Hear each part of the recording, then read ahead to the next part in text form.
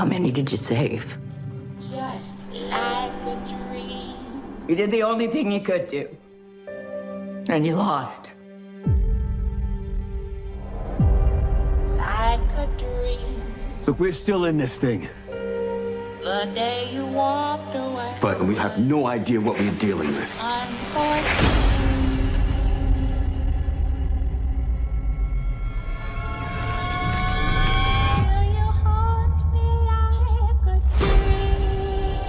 Things are getting worse around here, aren't they? Boyd, we're out of food. Too many things are changing here. I have to remember. Remember what? What's missing? Nothing that I've been through is possible. I think you're here for what's in the basement. This place will not break us. We can still win. But the only way we go home is together. Hello. Hit them up. Go. The game here is rigged. Why can't they leave us alone? No matter what this place throws at us, we're gonna find our way home.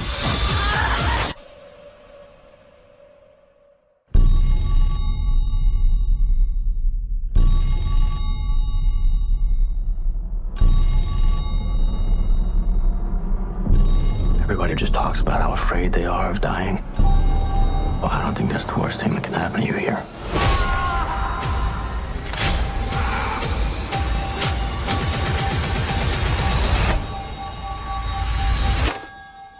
Hello?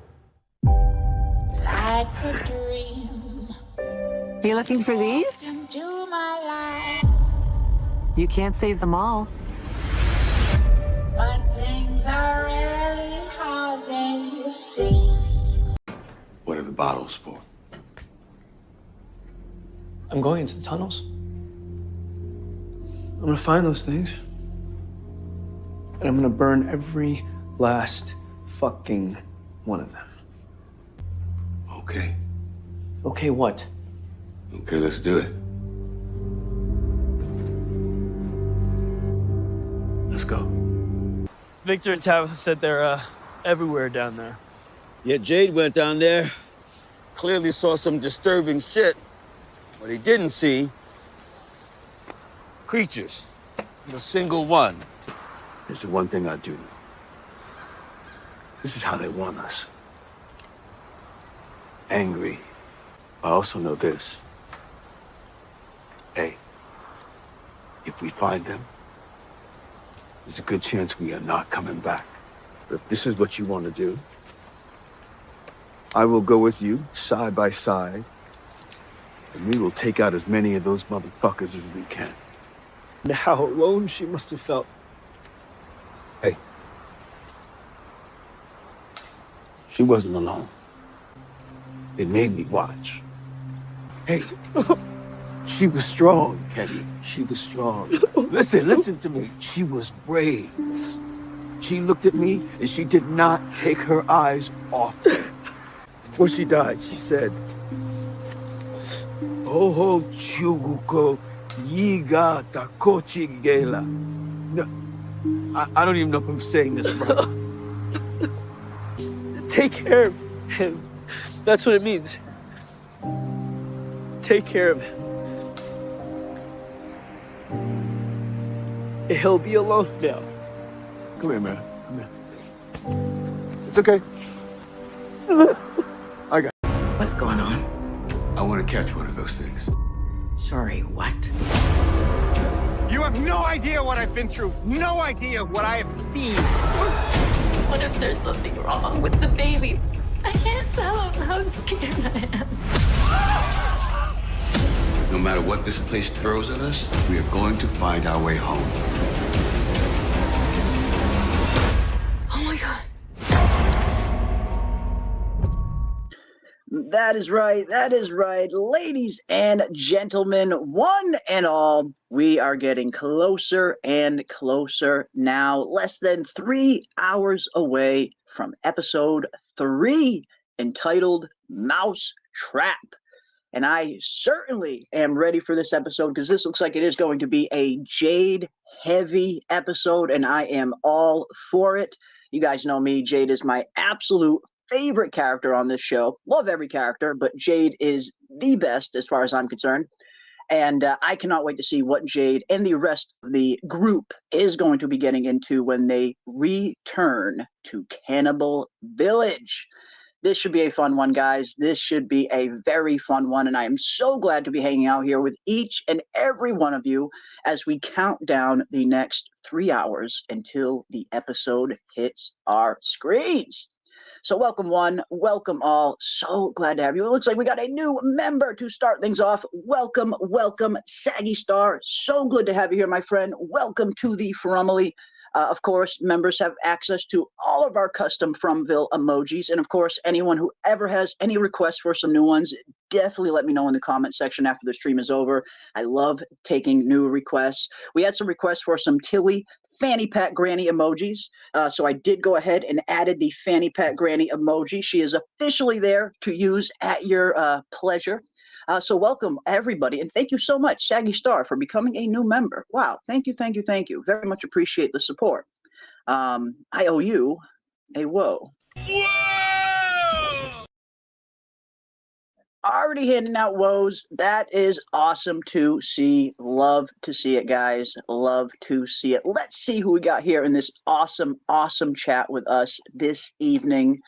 Man, episode 3 is here, guys. Episode 3 is here. We got Big Dago in the house. What is up, Big Dago? The Fromily is here. Yes, the Fromily is here and accounted for. Love to see each and every one of them. We got BK in the building. What is up, BK? I'm not drunk. It's the dopamine. Hey, some people like to chase that dopamine high. Some people like to chase that high. We got Kiwi Skirt in the house. What is up, Kiwi? Always good to see you, my friend. The resident mod extraordinaire, always handling business down there. And thank you so much, Delsenia, as well. Delsenia came incredibly highly recommended as one of the best mods in the Fromily. And I absolutely 100% agree. Just watching that one stream over on Dana and Scarlett's. Delsenia is an absolute rock star as well. So thank you so much, Delsenia, for becoming a mod. You guys are absolutely awesome. Like, honestly, these channels would not run nearly as smoothly without all the awesome mods that we have down in the chat, like Kiwi and Delsenia and the rest of you. You guys really are so freaking awesome. I can't thank each and every one of you enough, really. Welcome, welcome. We got Rod in the house. What is up, Rod? Good to see you as well. Welcome, welcome, welcome. We got Debbie in the building. What is up, Debbie? I see Stephanie down there as well. Welcome, welcome, welcome. I see Vic is in the house. What is up, Vic? Always good to see you, my friend. We got Tyler in the building as well. What is up, Tyler? Hope you guys are all ready. I hope you guys are all ready. Speaking of, we got Delsenia right there. What is up, Delsenia? Good to see you. And, of course, Star. What is up, Star? Never fails to let me have it in the chat, which I absolutely appreciate. Thank you for keeping me honest, Star. You are the absolute best. Even though you stick me on Team Dale, you still are the absolute best. We got Wayne in the house as well. What is up, Wayne? Good to see you as well, my friend. We got Mackie Val's in the house. What is up, Mackie? Good to see you. Wow, good to see everybody in here tonight. Good to see everybody. And a fellow Jeremy. Jeremy. Welcome, fellow Jeremy. Good to see you, my friend. Welcome, welcome, welcome. I hope you are having a swell night this evening. Got Illegal Mods in the house. What is up, Illegal Mods? I see Chicago Maid is in the building as well. Welcome, welcome, welcome, Chicago Maid. Got Jerry O'Brien in the house. 3-hour warning for the show. Yes, guys, we are getting closer and closer now. Less than 3 hours, around 2 hours and 45 minutes or so from now, episode 3 will be loading up on our screens. And I know you guys are ready. I know you guys are ready. Love it. Absolutely love it. We got Summer Girl in the house. What is up, Summer Girl? Good to see you as well. We got Hector in the building. What is up, Hector? Welcome, welcome. We got Thickly in the house. What is up, Thickly? I see Vanessa Wicked is here. Theo C is here. Everybody is here. Terry is here. I love it. I love it. We got Scarlet Fever in the building. What is up, Scarlet? Always good to see you guys. I hope you guys are doing well. And of course, tonight we are going to be hanging out for the next, 3 hours or so while we wait for the new episode to load. And then, of course, I will end the stream so we can all go watch the episode. But then I will be doing, just like last week, we will be doing a late night discussion on episode 3 in the Discord tonight, right after we're all done watching it. So anybody who is planning on staying up and watching it at midnight afterwards, hop on over into the Discord and join us for a late night discussion on episode 3, because we're going to be diving into all things. And of course, if there is anybody that is planning on running the episode live in Discord, of course, you guys are more than welcome to use our Discord watch party. We had it really kind of hooked up since week 1, and it allows tons of people in there. I couldn't believe it. We actually reached our limit on our week 1 watch party in the Discord. That has never happened to us before, where we actually reached maximum capacity. So we have boosted the server since then, and now we are allowing much more people in the Discord. I didn't even know there was a limit at first. So now much more people, just about anybody who wants to hop on in there would be welcome. So if anyone is running the watch party tonight, obviously we will be doing our weekly watch party tomorrow night, Sunday night, 9 p.m. Eastern, like we always do. But if anybody is running the episode tonight in the Discord, you guys are all more than welcome to pile on in there and watch episode 3. And I will be joining you as soon as I am done watching as well. And we will dive into it. We will dive into it.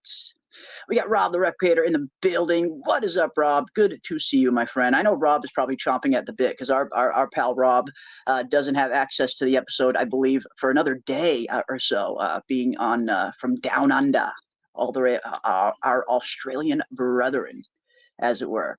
But always fun hanging out with Rob. He's been joining us on some of our review streams, and it's always good to have another set of eyes and ears on here talking from. So welcome, Rob. Hope you're doing well, my friend. Hope you are doing well. Let's see who else we got.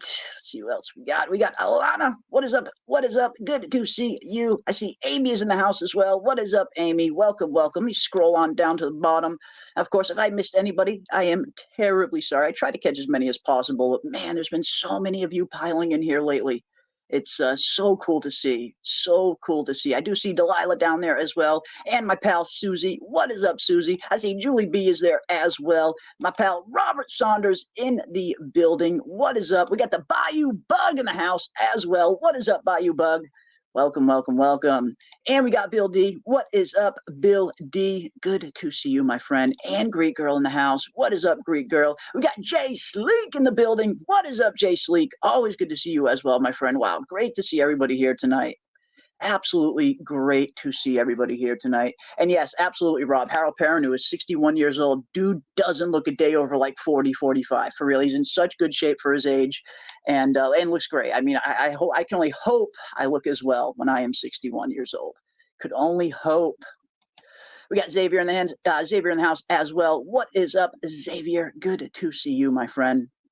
Always good to see you as well. We got CT5 in the house. What is up, CT5? Welcome, welcome, welcome. I see Too Tall down there as well. I see Princess B has made it. Welcome, Princess B. So good to see you. We got Brand Boy in the house. What is up, Brand Boy? Good to see you as well. There is Glue Guns. Welcome, welcome, Glue Guns. Yeah, perfect Aussie accent. My reference for an Australian accent is the Rescues down, down under too. Yeah, it's not my best. It is not my best. So thank you for not dunking on me too hard. I appreciate you. I appreciate you, Glue Guns. But welcome, my friend. I hope you're ready for episode 3, ready to dive on in. We got the Wolverine fan is in the building as well. What is up, Wolverine fan? We got Don't Even Worry About It. What is up, my friend? Good to see you as well. Wow. Awesome to see everybody. Awesome to see everybody. Love it. Love it. Love it. Love it. All right. Now, we are, of course, going to be hanging out over the next around 2 hours and 40 minutes or so while we wait for episode 3 to drop on our screen. So in the meantime, everything and anything is fair game. Anything you guys want to talk about concerning from season 3. No, I will not do it again, Rob. No more Aussie accents coming from me. Down under. That's the best you're going to get. My accents aren't too good, okay? Shoot me, why don't you? Shoot me, why don't you? No, that's the last time you're ever going to hear me say that. So the cringe overload is done. It is done. But yeah, again, anything you guys want to talk about, that is right. Get the popcorn ready, get your drinks ready, get your cannabis ready if that is your speed. Of course, this is a very much a cannabis-friendly channel. We definitely like to partake. I'm not a drinker myself. I've never really taken to alcohol personally, but I do love my cannabis. I'm not going to lie. So whatever you guys like to do, get your popcorn ready, get your snacks ready. We got around 2 hours and 40 minutes to hang out while we wait for From episode 3 to drop. Whoops. Uh-oh, got my alarm going off in everybody's ear. We don't want that. Shit. But we got Steph, 1816. Thank you so much, Steph, for the $3. Very much appreciate you. Can't wait for tonight's episode. Yes, absolutely. Hell yes, my friend.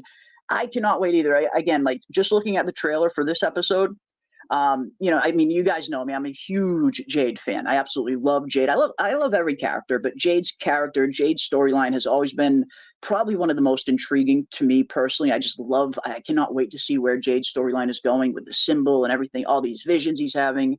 And I'm starting to have a feeling that Jade's storyline might be tied in a little closer to Tabitha's and Miranda's than I maybe originally thought. But we'll get into that after we watch episode 3.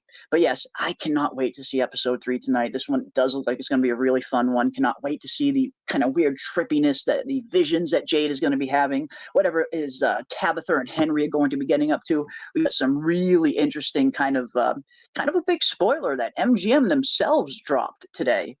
Which kind of confirmed a spoiler that I kind of saw a few weeks ago that I wasn't sure if it was a real spoiler, if it was just somebody trolling me. But MGM kind of just dropped a massive kind of spoiler today before the episode even dropped. I was very surprised they put that picture out. I won't bring it up in case people do not want to know what I'm referring to, but anyone who was in our Discord probably might have seen it earlier. But yeah, man, I was very surprised they dropped that. But yes, I cannot wait for episode 3. Thank you so much, Steph, for the super chat, my friend. And you know what that means. I owe Steph a whoa. Whoa! Welcome, welcome, welcome. Yeah, it was a little bit surprising, wasn't it, Kiwi? Yeah, I was a little surprised that they showed that. Again, it kind of confirmed the weird spoiler that I saw a few weeks ago. Someone popped into my comment sections. It was a random account, a name I hadn't really recognized. And they dropped like a massive spoiler in my comment section. I tried to delete it as fast as I could, so other people wouldn't see it. I didn't want people to get spoiled if they were browsing around and looking at the comment sections. So I try to get rid of the spoilers if they are in there. You know, I don't mind seeing them, so you guys don't have to, kind of thing. And this one was a big one. But again, I wasn't sure if it was a real spoiler or if it was someone just kind of trolling me, because it was a little weird. But yes, we saw that picture today, and it looks like the spoiler might have been accurate. And I cannot wait to see what that is going to mean. It looks like we're going to have some very interesting things that are going to be happening in episode 3 concerning Tabitha and her storyline. Things that tie back all the way to season 1. Questions that we've had since season 1 about Tabitha's storyline. Some of them might get answered in this episode based on that picture we saw. So yeah. It was very shocking to see that. I agree with you, Kiwi. I agree with you. You think Tabitha and Victor's dad and end up in Fromville? I think they will. Yes. I mean, when this whole thing first started and we saw that Tabitha was kind of spit out into the real world, I personally was really hoping that she was going to have like a really long journey before she got back to Fromville. You know, make her, really put her through the ringer before she gets back to her family. You know, it makes the payoff that much better. And there's just so many interesting things they could do with Tabitha's storyline with her in the real world. You have a really great opportunity of these 2 concurrent storylines running at once, where everybody in Fromville and Tabitha in the real world. And you kind of go back and forth between the 2, which is pretty much how season 3 has been playing up until this point, which has been great. I've been really enjoying both storylines. But I was really hoping that Tabitha would not make it back into Fromville too soon. I feel like there's so much opportunity to be had with her in the real world, so many different places they can explore. But if she does come back early, I know a lot of people think she is going to be coming back pretty early. Based on some of the signs that we are seeing, I do think she will be coming back a little earlier than I hoped. which is, again, a little bit of a disappointment. I feel like it's, in some small ways, a little bit of a missed opportunity. But if she is coming back with some kind of really big knowledge, some big kind of mind-bending secret, that probably will be worth it. And based on this episode, on the synopsis, anyway, of the episode, it states that Tabitha makes a mind-bending discovery tonight. And I get the feeling that might have to do with the picture that we recently saw as well. But yeah, I cannot wait. And yeah, MGM, man, they've been letting out some stuff. They've been letting out some stuff. It's very surprising. It was very surprising to see all of the kind of, especially that last trailer, that third trailer that they released with, it was the kind of mix of new footage and the behind the scenes talk. Very surprised that they released that before the season started, because it really, really spoiled like a lot of things, some big things too. But no, either way, it should be fun. One thing I do really appreciate, though, about the From trailers is even with the stuff that they did show, it's still only content from like the first 3, 4, maybe 5 episodes at most. Just about everything that we have seen in the trailers has already happened within these first 2 episodes. There's only like a few scenes that are in the trailers that we haven't seen in episode 1 and 2. And I do have some of the stills for us to take a look at tonight. I think a lot of them will be happening in this episode in terms of the season 3 trailer, where we see Jade seeing the vision of the guy drinking out of the human skull, little things like that we haven't seen in the episodes yet, but were in the trailers. It's nice to know that they did cut their trailers from only around, again, the first 3 or 4 episodes, maybe 5 at most. So that means the second half of season 3 of from episode 5 or 6 on, it's going to be completely new for all of us, even for the early reviewers. From what I'm told, most people that got early access to the show only got the first 4 episodes, or first 5 or 6 at most, which is good. I mean, I love watching these things each and every week with each and every one of you, so I will always decline early access personally. But it's really nice to know that around the second half of season 3 is going to be pretty much all new stuff that nobody knows what's coming, and we can all kind of be amazed and surprised together as we watch it. But yeah, here we go, guys. We are getting into it. Yeah, you might want to stay off everything because of even MGM is releasing stuff. And it's funny, too. I mean, yes, it is the day of the episode, so it's really not a crazy, big thing, but it's still noticeable. It is still noticeable that they choose to release some kind of spoilery things before the episodes even come out. I try to avoid as many of them as possible, but being having a YouTube channel, running the Discord and stuff like that, sometimes you just can't help but see some of these spoilers. As much as I do prefer to go in clean. But either way, I cannot wait for tonight. I think this is going to be a phenomenal episode overall. And again, cannot wait to see what is going on with Jade. We got Amy Bones in the house. What is up, Amy Bones? Thank you so much for the $4.99. Very much appreciate you.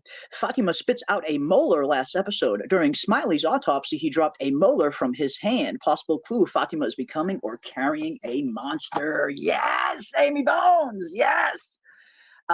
Yeah, that is, it definitely does make you think of that, right? Because a lot of us were wondering what the heck was going on with that Smiley scene in season 2 when they're finally doing the autopsy, and you see he's got a human tooth just in his hand. And I get the feeling maybe these monsters just take, quote unquote, trophies from their victims every once in a while, momentums. I don't know, really. I can't really explain why he had that tooth other than it was a trophy. But yeah, it definitely makes you think of that when you saw the Fatima scene and her just kind of yanking out one of those molars, almost like the same molar that Smiley had in his hand too. So that is a good point you make, Amy. But yeah, what does that mean? Does that mean that Fatima is potentially turning into a monster, or could the baby potentially be a monster?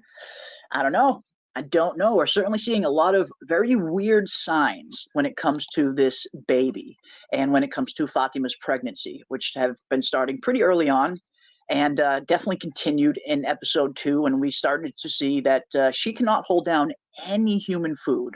Seems like she's spitting up anything she tries to eat. Yet, this rotten food, for some reason, seems to be what she and the baby are craving.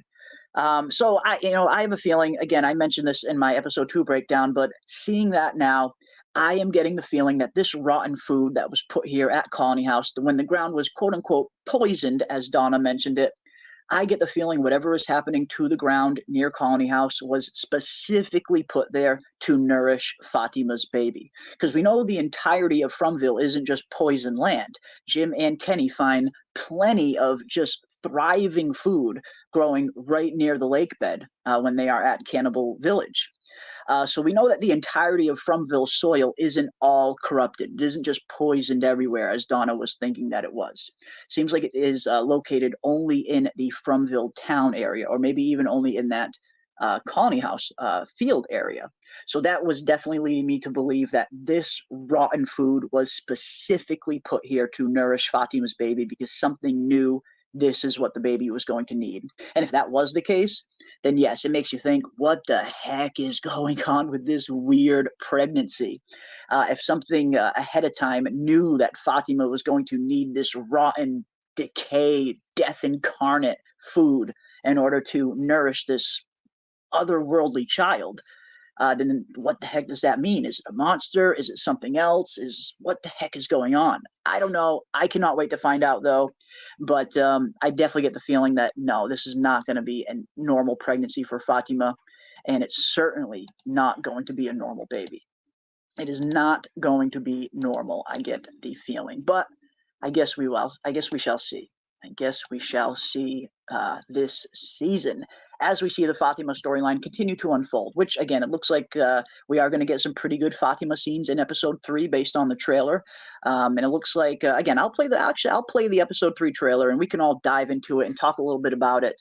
And I would love to hear what each and every one of you think. What sticks out to you in the episode 3 trailer? What are you looking forward to for episode 3? I will play it and we will all dive in. But first, we got another $2 from Happy Compass. Thank you so much, Happy Compass. Very much appreciate the support. When Miranda left, how did she know which way to go? Indeed. I mean, that was one of the things that we were all kind of wondering early on. How the heck does Miranda know everything? How did she know everything she knew? And it looks like we got a little bit of the start to that answer in episode 2. It seems like Miranda was having visions of this place. And I think that's pretty much why she knew where to go, you know, how she knew about the Ankui children, how she knew about this, how she knew about that. It seems like she was dreaming of this place, having visions of it long before she even got stuck there. So that is where I think Miranda is getting all of her information. Again, that was a big question mark. A lot of us were wondering, how the heck does she know all this stuff? Seems like we are getting that answer now. She was dreaming of this place well before she even got here. And I love the very specific circumstances under which Henry describes that. How they had one final acid trip. And that after that acid trip was when the visions started for Miranda, which has led a lot of us to start to kind of go down that rabbit hole in terms of does it have something to do with an altered state of consciousness that brings on some of these dreams and visions and some of these more supernatural aspects of From? Because we saw Tabitha herself, she was unconscious upon entering From with the car accident. Jade was high as a kite when he entered Fromville, and Jade wasn't just high as a kite. He was definitely on some kind of tryptamine. In terms of the way that he was reacting, the state that he was in, it didn't look like he was just high. It looked like he was specifically tripping, like he was on some kind of tryptamine, MDMA, mushrooms, something along those lines. Jade was definitely tripping balls when he entered here. And you start to wonder, is that affecting some of these characters in terms of having some of the visions that they're having? Some people seem to think that that might have something to do with it. And I think it's possible. I think it's possible.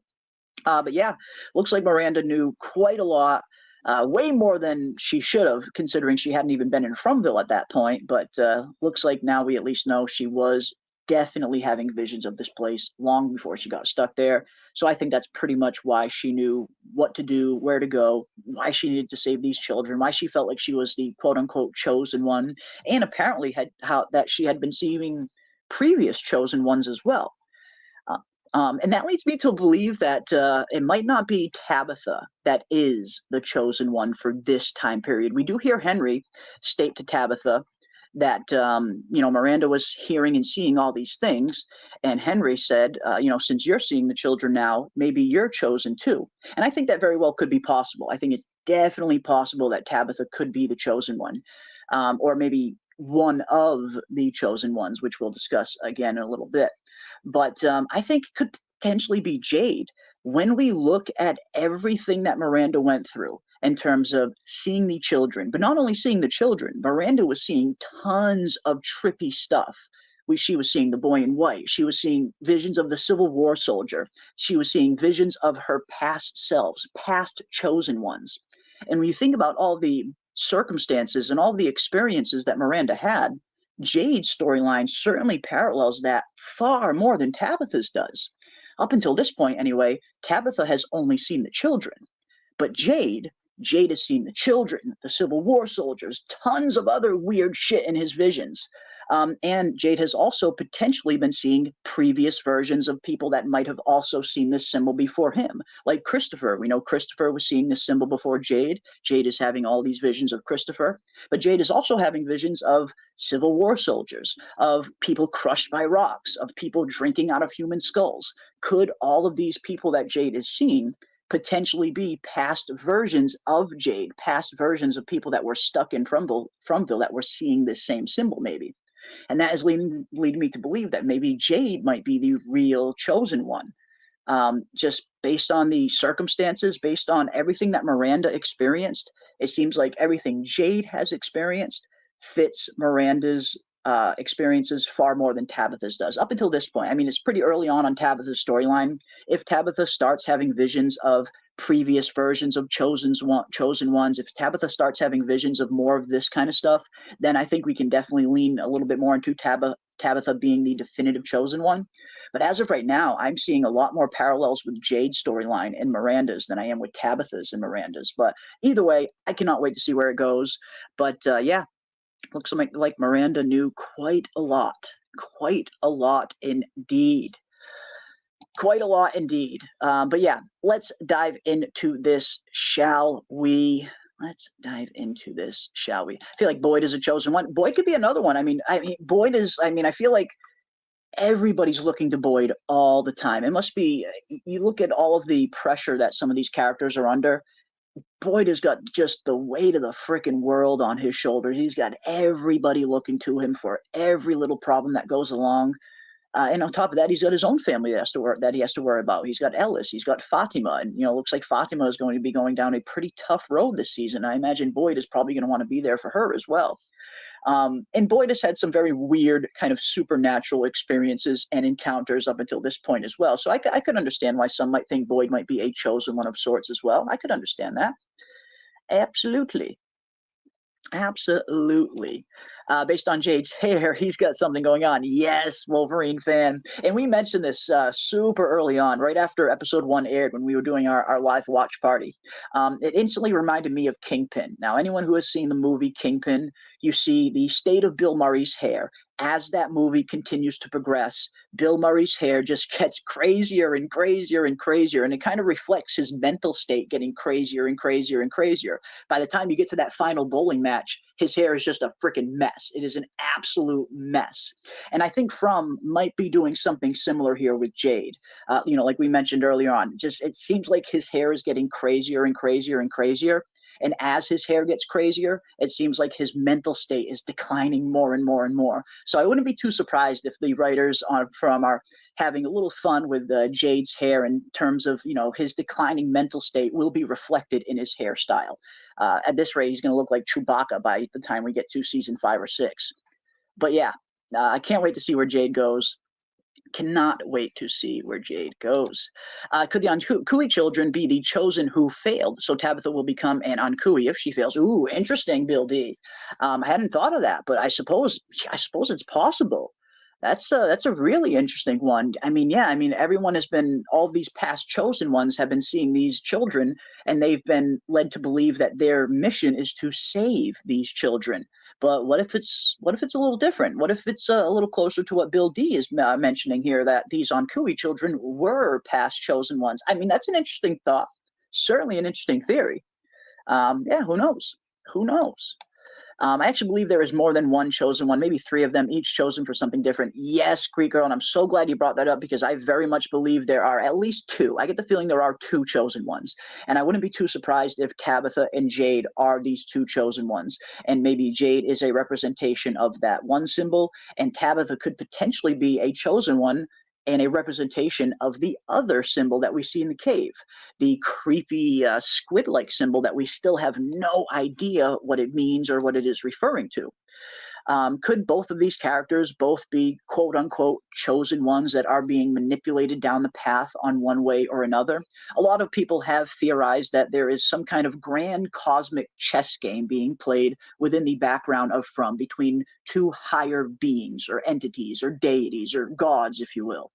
And I've always really enjoyed those theories. I thought they were very interesting. It definitely seems, in terms of all the chess metaphors we're getting on the show and all of the references to chess, it definitely seems like that could be something that is happening, that this Fromville itself is just one giant cosmic chessboard. And these are all just pieces on the board. The people in the town, the monsters, they're all just pawns and rooks and knights and, so forth.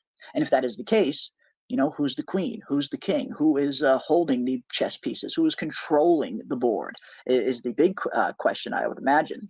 But no, I think that's very well possible, where there could potentially be more than one chosen one, and both are representations of maybe both of these kind of weird cosmic beings that are playing this grand chess match. Again, interesting theory, I thought.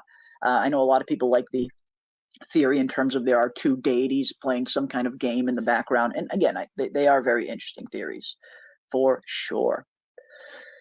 Is the man in yellow the painting guy Jade sees trapped under the boulder? Ooh, Xavier Anderson is hopping down the rabbit hole with me. Yes, my friend. Yes, my friend. Now, I don't know if he is essentially the same guy that is in this yellow, but I do get the feeling the boulder guy that Jade did see might actually be tied to some of the boulders that we are going to see in this episode, episode 3, the ones that we see in the trailer. In the episode 3 trailer, we see Jade walk up to some weird kind of red blood-stained rock boulder things, followed by him having the vision of the weird guy with seemingly a railroad spike stuck through his eye, tethered to a tree, which was, of course, very similar and reminded a lot of us to what happened to Kelly in season 2. We see poor Kelly was left alive by the monsters, yet she had a big old piece of rebar stuck through her forehead, and she was tethered to the tree. Hence the name of that episode in season 2, Tethered. So a lot of people are seeing this guy kind of tethered to this tree, and we're wondering, could this guy have suffered a similar fate that poor old Kelly did? I don't know.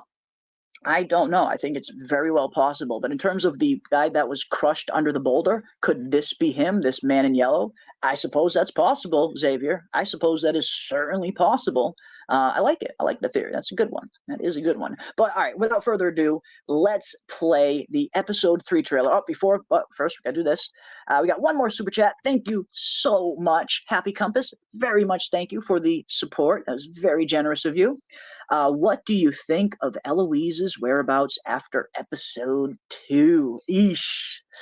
Now, this is getting into some theories that we talked about way back during season 1 and during season 2. I will say this. I think Eloise is definitely alive, and I do think she is in the real world. Now, I got to be careful what to say, because this spoiler that was recently dropped by MGM themselves in terms of that picture that some of us saw, something that is going to be in this episode, that seeing that is kind of almost confirming a very early theory that I know others had. I know I certainly wasn't the only one who thought this. I know other people thought this as well, in terms of maybe we've already met Eloise on the show and we just don't know it yet. And I'll just leave it at that. But I do think Eloise is alive. I do think she might potentially be in the real world. I do think she originally escaped, at least.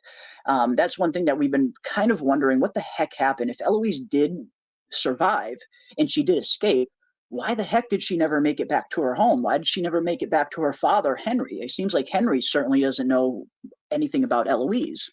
And I think it's a possibility where maybe when Eloise did escape from Fromville, maybe she ended up in a totally different place where Tabitha ended up.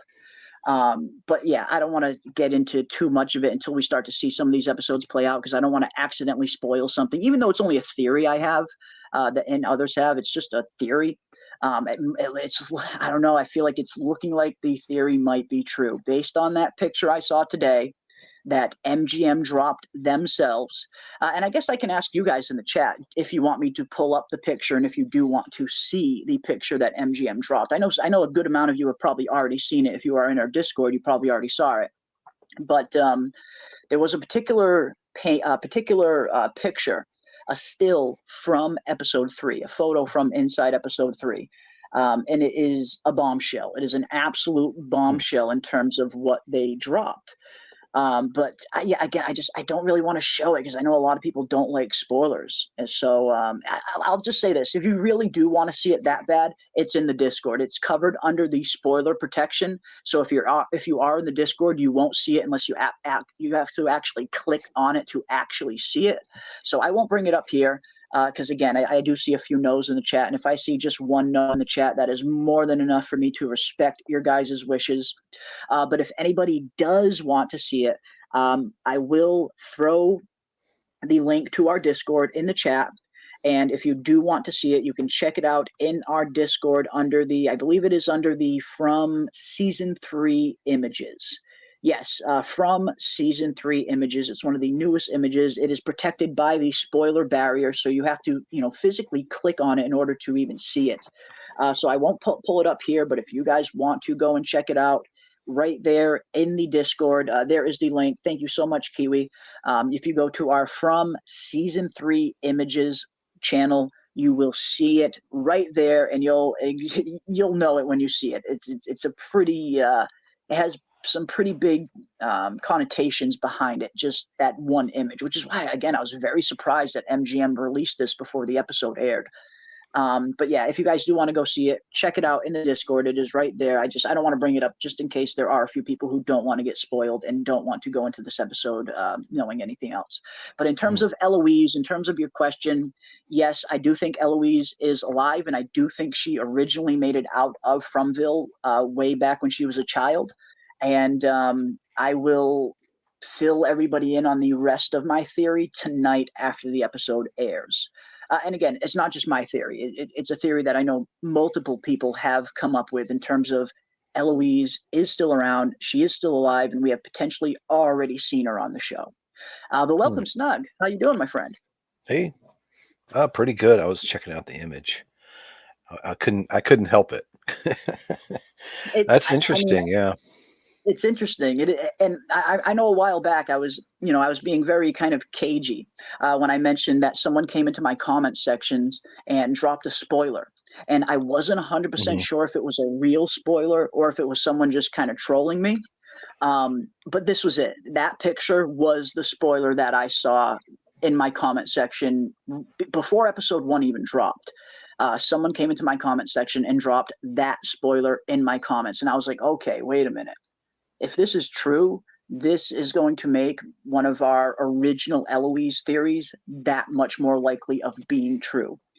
So again, that's why I didn't really want to show it, because I can't believe MGM dropped that. Like, that's such a big thing for them to drop before the episode. I don't know why they keep doing this. They seem to keep kind of spoiling things right before the episodes drop. It's like, just wait for the episode to drop, MGM, then drop this stuff. Don't drop this stuff before the episode. You're spoiling a lot of big things for a lot of fans. So hopefully that's something they do a little less of in the future. I'm, again, very surprised that they chose to release that. But either way, if you do want to see the picture, again, it is in our Discord under the Season 3 images. And once you see it, you'll know why it's a pretty big spoiler and why this thing is where it's at, basically. But yeah, I want to say they're probably tantalizing you, because you have to really think about it and the different threads that picture connects. Yeah, and it might just be to entice people to watch, to see, oh, what's going on, what's going to happen.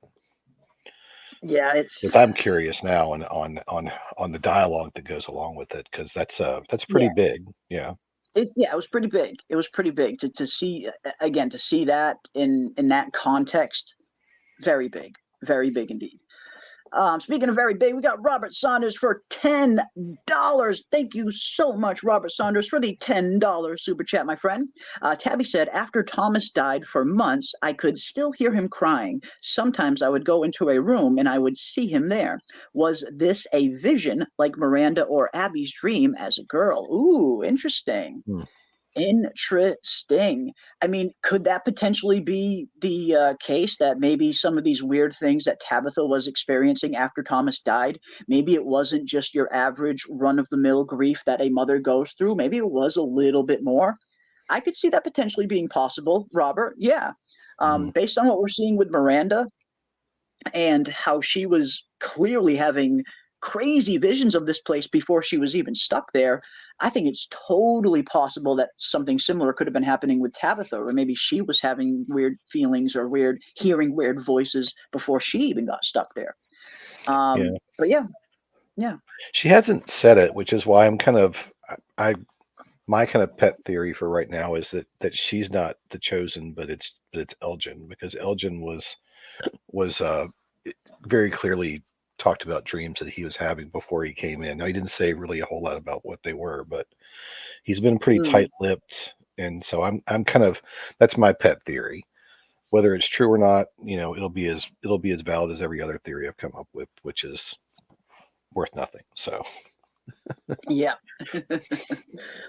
Yeah, it's again, I one thing I think's been pretty interesting is a lot of our theories seem to be coming right this season, which usually coming in from season 1 and coming into season 2, it seems like usually around maybe half the theories will be right and half of them will be just completely wrong. But I'm incredibly surprised to see how many of our collective theories have been right coming into season 3. And I mean everybody in the chat as well. Like, you guys have had some very interesting theories before the series dropped, and now that season 3 is here, it seems like a lot of our theories were kind of close to accurate, which was pretty cool to see in some instances.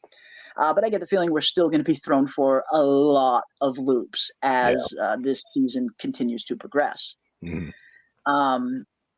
Yeah. It's I don't want to show it here, but I will. Again, I can tell you where you can go to exactly see it. You can, if you want to see the picture that MGM dropped, I imagine you can probably find it on their Twitter. If you go to Twitter and you go to the official MGM and the official From Twitter account, I do believe they posted it there too. And I do also believe they posted it on their Instagram as well. But it is also in our Discord. If you go to our Discord and you go to season 3 images, you'll see it right there. It's protected behind a spoiler, so you have to kind of click on the image to reveal it. But if you do want to see it, you can check it out at any one of those places. Again, either any From or MGM social media account, whether it's Instagram or Twitter, you can catch it there, or you can catch it in our Discord. But just out of respect for the few people that did say no in the chat, I don't want to just say it and bring it up here, because I do want to respect people's wishes. But if you do want to see it, you can check it out at any one of those places. Again, MGM or the From Twitter account, or right in our Discord. What's the Discord? The Discord is the Discord is pretty much one of our hubs. It is a hub for the From fandom. It is where a lot of us go to kind of dive in and have theories, and we do watch parties in there. It's called the Fromville Discord. I set it up during the beginning of season 2, and it has been an absolutely thriving and awesome part of this fandom ever since. And that is thanks to each and every one of you who have made that Discord what it is. It's been just dwarfing in size since season 3 started. We're getting closer and closer to, I think 1,000 members now, which is pretty crazy considering where it started. And it's just nuts to see what that Discord turned into. It really is one of the biggest hubs of From fan theories anywhere you'll find online. I mean, with the exception of maybe Reddit, our Discord probably has one of the biggest concentrations of From fan theories and From fans just talking From 24/7 in there.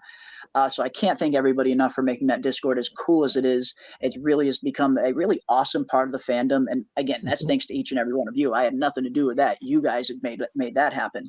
But yeah, if you do want to check out the Fromville Discord, Kiwi is often dropping the link in the chat. There it is right there. The Fromville Discord, the Jeremy Ice and Fire Discord.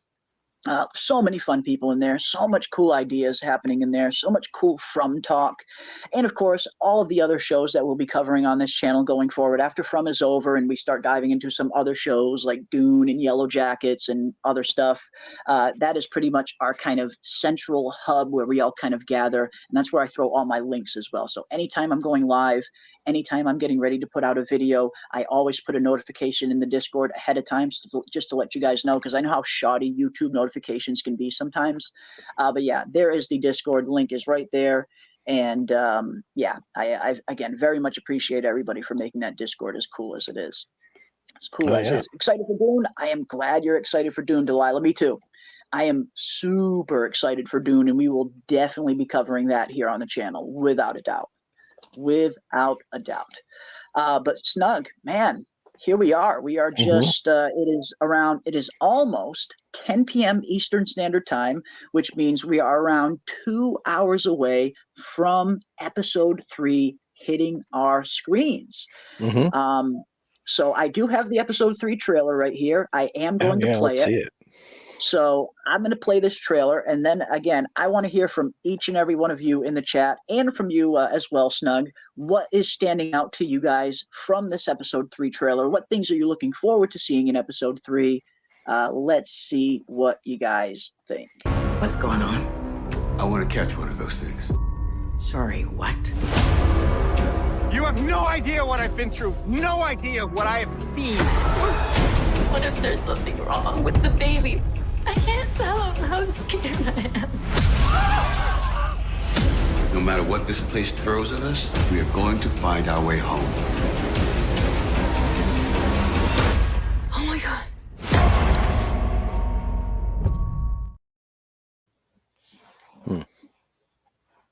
Whew. Man, they like to keep them quick and short and clean. But luckily, on top of those, on top of the trailer, the teaser trailer there, we also have tons of stills from the upcoming episode as well that we're going to take a look at here in a minute. But yeah, what about you, Snug? We're just watching that trailer. First glance, is there anything that kind of sticks out to you? What are you looking forward to for episode 3? I'm looking forward to more answers, and it seems like they're giving it to us in this season. We're getting a lot more answers, more questions, and more kind of twists and turns, but they are kind of filling in some of the blanks for us, which is great. For the trailer, I'm interested. I guess there was a whole bunch of stuff, but one I'll just mention, the fanny pack granny. Yes. She's going to have something going on, or at least something with Fatima's baby. She's going to be able to kind of tell what's going on and maybe make some connection or help her out or something. There's something that she's not done with the show. She's still going to be she's going to be in the mix for whatever's happening with Fatima. So I'm interested to see what's going to happen with that. Yeah, that should be fun. It should be fun. And we got a lot of requests for a fanny pack granny emoji. So I did recently add that. Our newest emoji for all channel members is available. We got the good old Tilly fanny pack granny emoji there. But no, I'm looking forward to seeing what's going on there. I said this last week, but I get the feeling that fanny pack granny is going to see Fatima eating the rotten food, and it looks like that's what's happening here in the trailer. I mean, we see Fatima right here eating the food, looks over, fanny pack granny staring at her. She got the fanny pack on and everything. She's ready for business.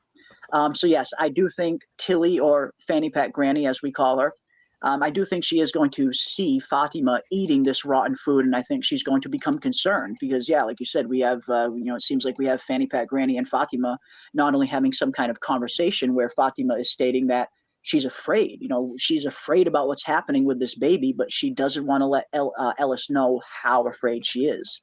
She doesn't want to freak him out, I guess. And then, of course, followed by this incredible scene where we see these crows just flying through the window of Colony House, right where Fanny Pack Granny and Fatima are seemingly doing some kind of card reading. So, yeah, it looks like Fanny Pack Granny, Tilly, it looks like her storyline is going to be closely tied to Fatima's this season in terms of the pregnancy. And I think they set that up in season 2 as well, in terms of that one little scene we get between Fanny Pack Granny and Fatima where she kind of instantly knows Fatima is pregnant, even though Fatima had literally just conceived at that point. Fanny Pack Granny knew. She knew that she was pregnant. So yeah, I think we're going to see a lot more of that. The crows are interesting. The crows are interesting because I wonder. It seems like every time they get close to maybe figuring out something or going beyond the bounds of the town in some way, that the town reacts. And so I wonder if that whatever they're doing with the cards kind of sparks that, and it's to distract them and not let them figure some more additional piece of information that would help them. Oh, okay. Interesting. Maybe.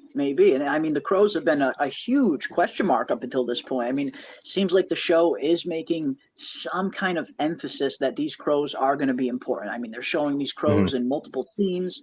The crows have been in multiple different drawings. They're in every intro sequence.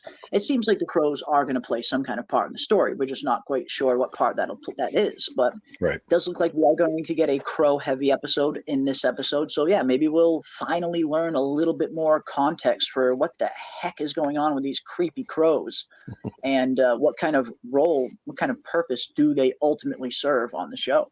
I'm looking forward to it. I'm looking forward to it. Yeah, Fatima looks like she's being host, no pregnant, and that is definitely what it is starting to look like, right? And I did a super tinfoily theory video before season 3 started, in terms of Fatima's monster baby and the fact that she could potentially be becoming a vessel for something else, or a host, as you mentioned. And I think that very well could be the case. I think whatever this baby is, whatever this pregnancy is, I think Fatima was being prepped for something, to potentially become a vessel for something, another entity, maybe the entity we saw in season 2. We're still not sure what exactly happened to the entity in season 2, or what it even wanted. I mean, that was one thing that the show left very ambiguous in terms of what was the entity's end game. What was its goal? We still really don't know that. And I get the feeling that could potentially have been it. That maybe it was looking for some kind of physical form, some kind of way of being born into the world. So yeah, maybe she's becoming some kind of host, or some kind of vessel for some kind of dark entity or spirit. Who knows? Let's see what else we got. So pregnancy causes tooth and body decay. Yeah, some pregnancy can. I mean, and that is something that happens just in regular pregnancy. Like if someone that's pregnant becomes a little too malnourished, that can happen in the real world. But seeing it here on the show, I mean, this is Fromville. I mean, I think it's going to mean that her malnourishment, I think, is a sign of something greater, of something inside of her that it needs sustenance, but the sustenance that it has been given up until this point just wasn't sustaining it. That's why Fatima is having so much trouble keeping down human food, because what's inside of her is not craving human food. It is craving this death and decay and this rotten gunk food. And again, I do believe that this rotten food was specifically put there for Fatima's baby. I think it was, she was specifically being prepped for something. And again, we're gonna have to see what the heck that is. But this baby is not going to be normal. I really don't think this baby's going to be normal. I think Fatima's going to have a very tough storyline this season, and a painful one even, maybe. But yeah, should be interesting to see where her story goes. All right, let's see what else we got here. If Tilly is unbothered by it, she definitely sus. And I mean, you can't ignore the sus when it comes to Tilly. You just can't ignore the sus. And yeah, I mean, there's a reason why there's such a big portion of the fandom that thinks she's so sus. I mean, part of me is really just hoping that she's just this kind of quirky, concerned, caring grandmother type. But again, you can't ignore the sus. Cannot ignore it. She has been in some weird places and has had some weird things to say at times, for sure. That was odd for the monsters, because we never see that monster again, and usually they say in the same shape. I don't see what was up with that. We never see that one again. Which one again? Never see another monster again. I don't know what monster you are referring to. I don't know if there was an earlier comment that I might have missed, Ant.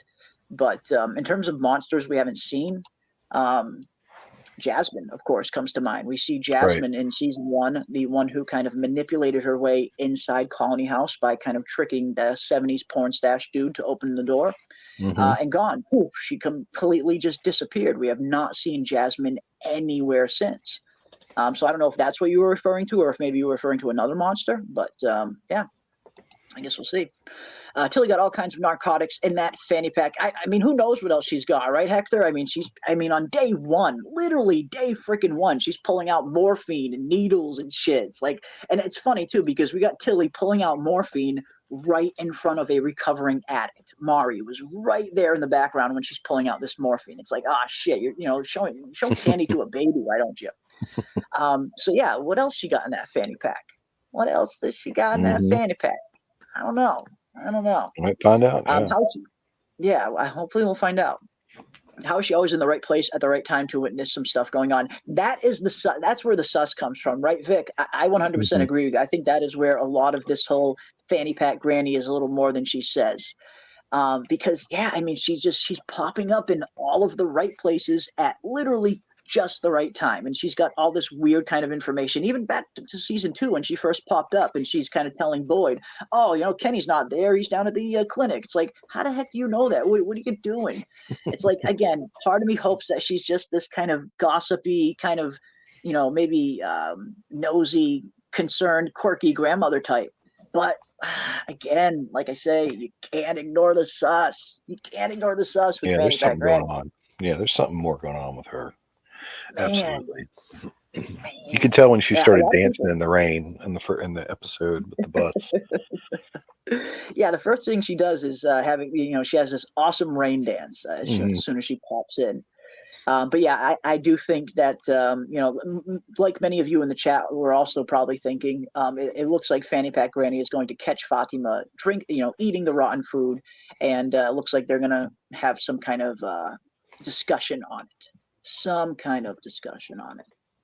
But yeah, we shall see. Yeah, like a premonition in the cards, in the tarot cards. Yeah, maybe. Like, were the cards that were about to reveal something about Fatima's future that this place doesn't want revealed, and that's why the crows fly in at just that moment, like you were saying, Snug. Maybe they were trying to stop them from finding something out. I can see that being possible. Yeah, it could be. Definitely see that being possible.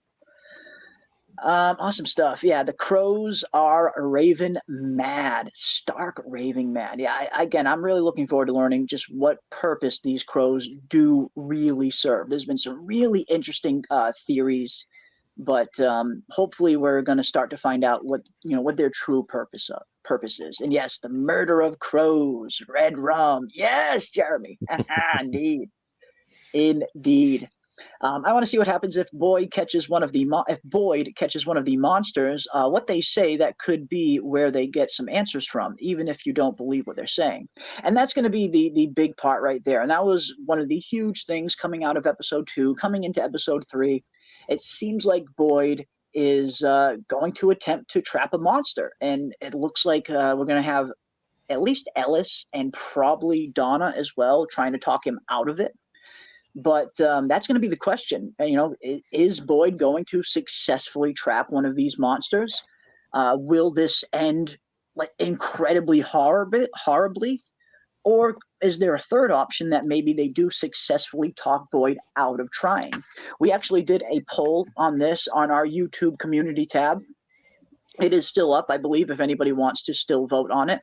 But we did a vote on our community tab, and every once in a while I like to put up these kind of polls for everybody to vote on, just kind of, just to create some engagement and some conversation around a certain topic or something. It's just a little bit of fun. But I did put up the poll stating, what did you guys think? Will Boyd's plan to successfully trap a monster work? And out of over 500 votes, we got 36% said, yes, Boyd's got this. 54%, the overwhelming majority at 54%, said this will not end well. I think we lost Jeremy for a second. You back? Am I back? Yep, you're back. Yeah. I don't know. Did I disappear? Oh, man. Yeah, you were quiet for a second. Okay. You said that 37%. There's a poll up on the community tab. It seems 36% says Boyd got this. So around 36% think Boyd is going to be successful. But then 54%, which again is the overwhelming majority, 54% of you thought, no, this will not end well. And then we have another 11% coming in at saying somebody will talk Boyd out of even trying. So it was pretty interesting to see where that kind of poll led up. But I don't know. I mean, I guess I'll ask each and every one of you in the chat and on the panel here as well. Snug, what do you guys think? Well, actually, let's get to this real quick from Robert, and then we will dive into the question. Thank you so much, Robert, for the $10. Very much appreciate that, my friend. Perhaps Tilly was a former chosen one who failed and exited from. Thus, it would explain the rain dance because she was happy to be back and would account for her inside knowledge. Okay, Robert. Okay, I see where you're going, and I kind of like it. I kind of like that, I must say. I mean, I suppose it's possible. I do suppose it is possible because I think we are going to see something revealed on the show pretty soon that people have been in from maybe at one point and did escape. People that we weren't even expecting to have been in from. Even in season 1, when we get the flashback to Boyd's arrival in Fromville, when we finally see him find the talismans and all that, we see what happens to his wife. There's one scene where Abby, Boyd's wife, she's looking down the street of Fromville, and she keeps having this kind of like memory of something that's reminding her of something that she was of when she was a child, which led a lot of us to think, wait a minute, could Abby potentially have been in Fromville at some point as a child and maybe just doesn't remember it? And again, I do think we're going to see something like that play out over this season. After seeing that kind of spoiler that MGM dropped, again, I really don't know why they would drop that before the episode aired.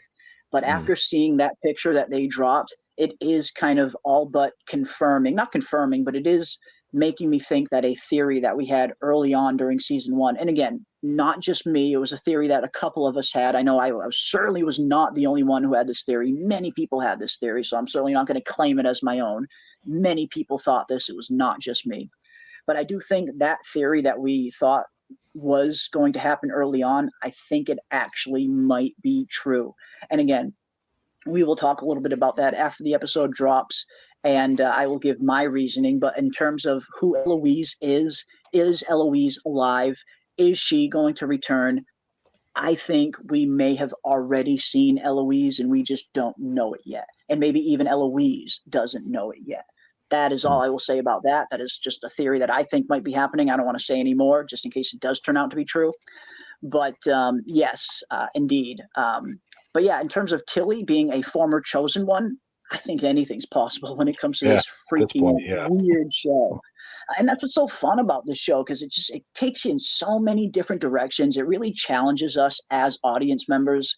And again, I always kind of gravitate towards shows like this that really, really make me think. Like, I want something that I really have to ponder on for a while after I'm done watching it and think, okay, what do they mean by this? What do they mean by that? Where are they going with this? What is this foreshadowing?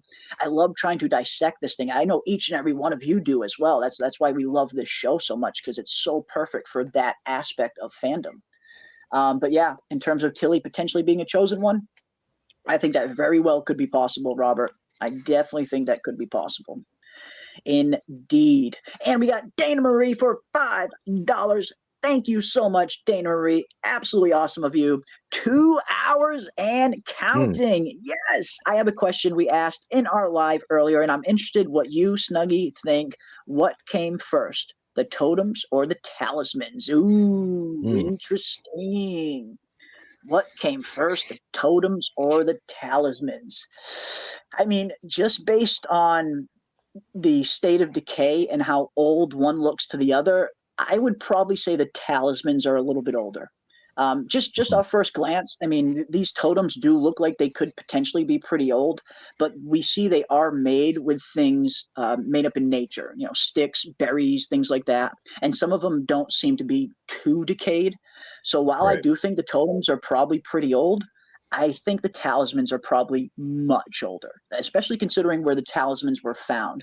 That little structure that Boyd finds the talismans in is very reminiscent to ancient sweat lodges, which were used in many different mythologies and many different cultures all around the world, including Native American. And the one that we see in From does kind of uniquely look like it does have some kind of the Native American vibes to the sweat lodge in terms of that weird little structure that Boyd finds the talismans in.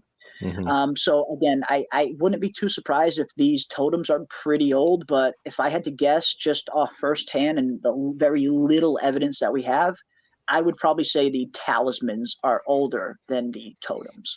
But what about you, Snug? And what about you guys in the chat? What do you think came first? Do you think the talismans or these totems? Which one do you think is older? I think I'd agree that talismans are older just because they have the it looks like they have runes on them. So that to me would say that they're a lot older. But I wonder if they have different purposes. Like the talismans will keep away the monsters, but maybe these totems will keep away something else. Something we haven't seen yet. I don't know. Maybe. Yeah, Ty Briggs says the totems protect the land and talismans protect structures. That's a potential possibility. It could be, yeah. I mean, and that was one thing we were wondering early on. Like, could these totems potentially be like encircling a town or encircling this little cannibal village? And could these totems potentially keep evil out of the town itself or protect it in some other way? I think that could very well be possible, Ty. I think that could very well be possible indeed.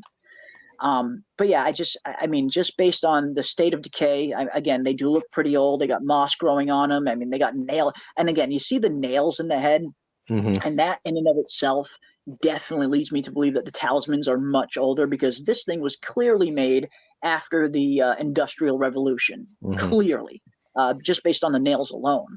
But those talismans could end up being centuries or even thousands of years old, just based on, like you said, with the runes, how old they look, the structure that they were in, potentially being some kind of ancient sweat lodge like structure. Right. Yeah, I would say the talismans are probably older than the totems, but just a guess. Just a guess. But thank you so much, Dana, for the super chat and the question. Very much appreciate that. And I owe you a whoa. Yeah. Whoa! Nice. Indeed. But yeah, awesome stuff. Again, it does look like we got a really great episode this week, guys. Looks like we got a really good episode. And we're going to dive into each and every one of these stills. But first, before we do, the question that we were talking about here 1 minute ago, I want to hear from each and every one of you in the chat as well, and you, Snug. What do you guys think about Boyd and his plan to trap a monster? Do you think Boyd will successfully trap a monster? Do you think he'll try and it will go horribly wrong? Or do you think he could potentially get talked out of even trying? What do you think, Snug? I think he'll be able to do it. I don't think they'll talk him out of it. I think that he'll do it. Ooh, okay. Think he'll be successful. Yeah. Okay. This is Mr. Fish and Loaves. He's gonna do it. He is Mr. Fish and Loaves. I mean, if anybody can pull it off, yeah, my money would definitely be on Boyd. Yeah. But holy cow, we got 10 gifted memberships from Wolf Spear, the awesome Wolf Spear. Wow, man, thank you so much for the 10 freaking memberships. Man, that ain't cheap. Wow, thank you. Holy cow. Speechless, absolutely speechless. Thank you so much for the support, guys. I mean, you guys really are the absolute friggin' best. This is why we will never go anywhere. We will be right here every single week, 3 times a week or more, going live, talking all things From, doing pregame shows, after shows, watch parties, live breakdowns. We will be doing it all this year. And I cannot wait to see where the rest of the season takes each and every one of us, and sharing it with all of you guys in the chat. And kind of hopefully by the time season 3 is over, we can start collectively trying to solve this thing together and seeing where it is going to go from season 4 onward. But wow, man, thank you so much. Thank you so much for the gift of the 10 memberships. I owe more than a whoa for that. That's like whoa and Glitterworthy. Shit, man, thank you. Yeah, it's a little glitter for good measure. Thank you, Wolf Spirit. Wow, man, thank you so much. That's incredibly generous of you. Wow. Okay, where were we? Okay, yes. Boyd, what do you guys think in the chat? Do you think Boyd will successfully trap one of these monsters? Do you think it will be unsuccessful and it will potentially lead to ruin or somebody getting hurt or maybe even killed?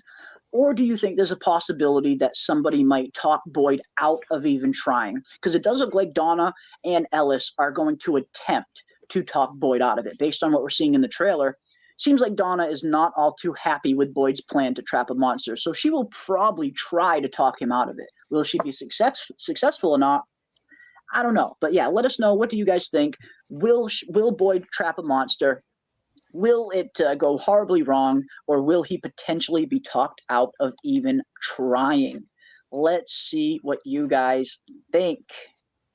Let's see what you guys think. Let me scroll up here and see what the chat is saying.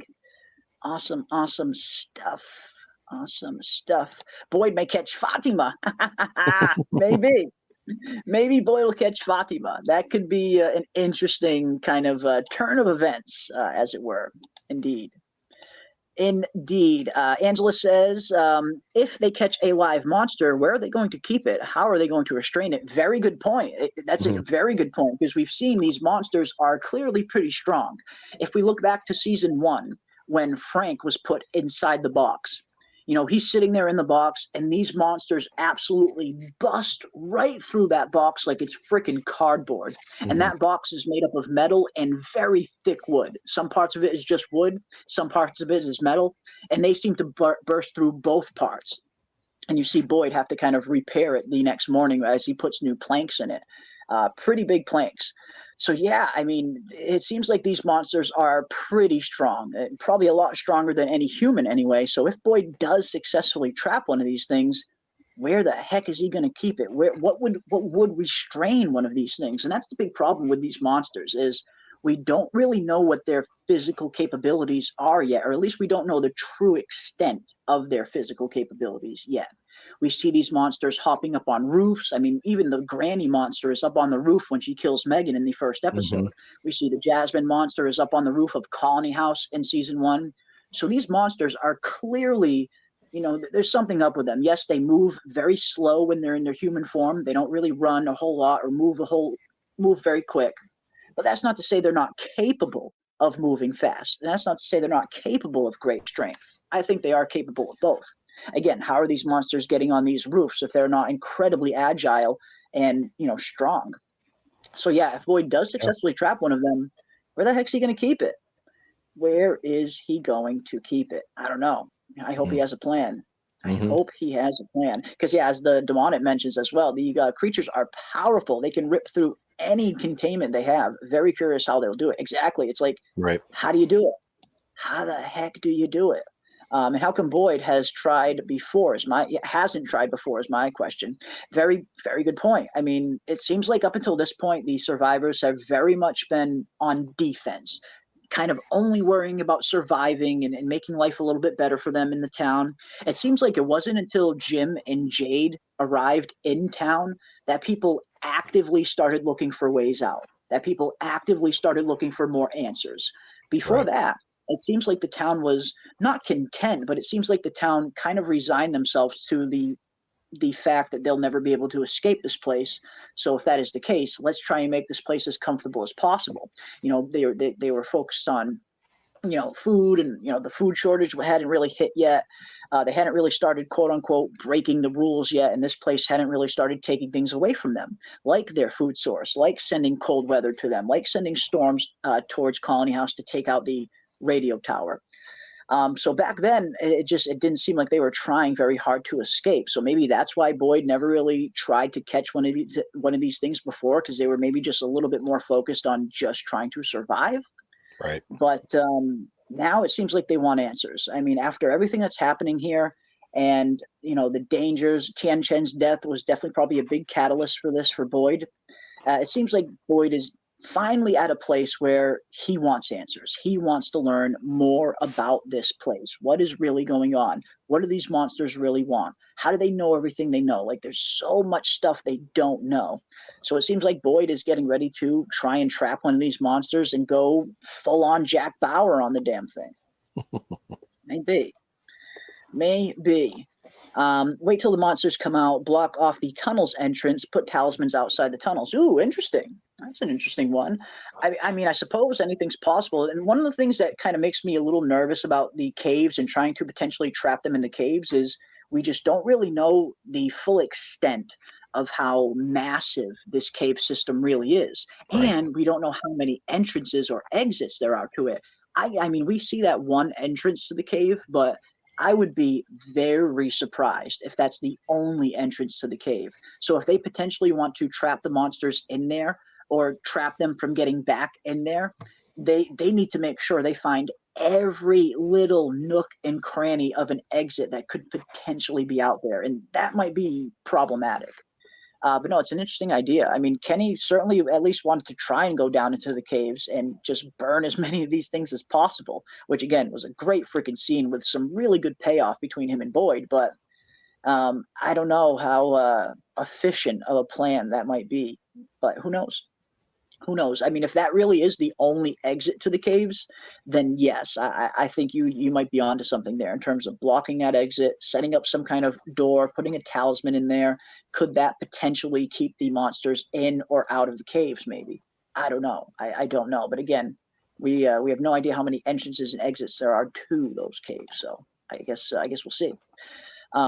Elizabeth says, I think because Boyd has more info, maybe also pushed into it. Remember when we first got introduced, they hadn't had an incident in a long time. Exactly. Very good point, Elizabeth. Very good point indeed. When we get to season 1, before the death of young Megan and her mother, they had gone like 3 months without a single incident. I believe they had 90 days, I believe it was, without an incident around there. So that at that point, they had gone a very long time with no incidents. And, the town had been functioning kind of normally. People were starting to build lives there.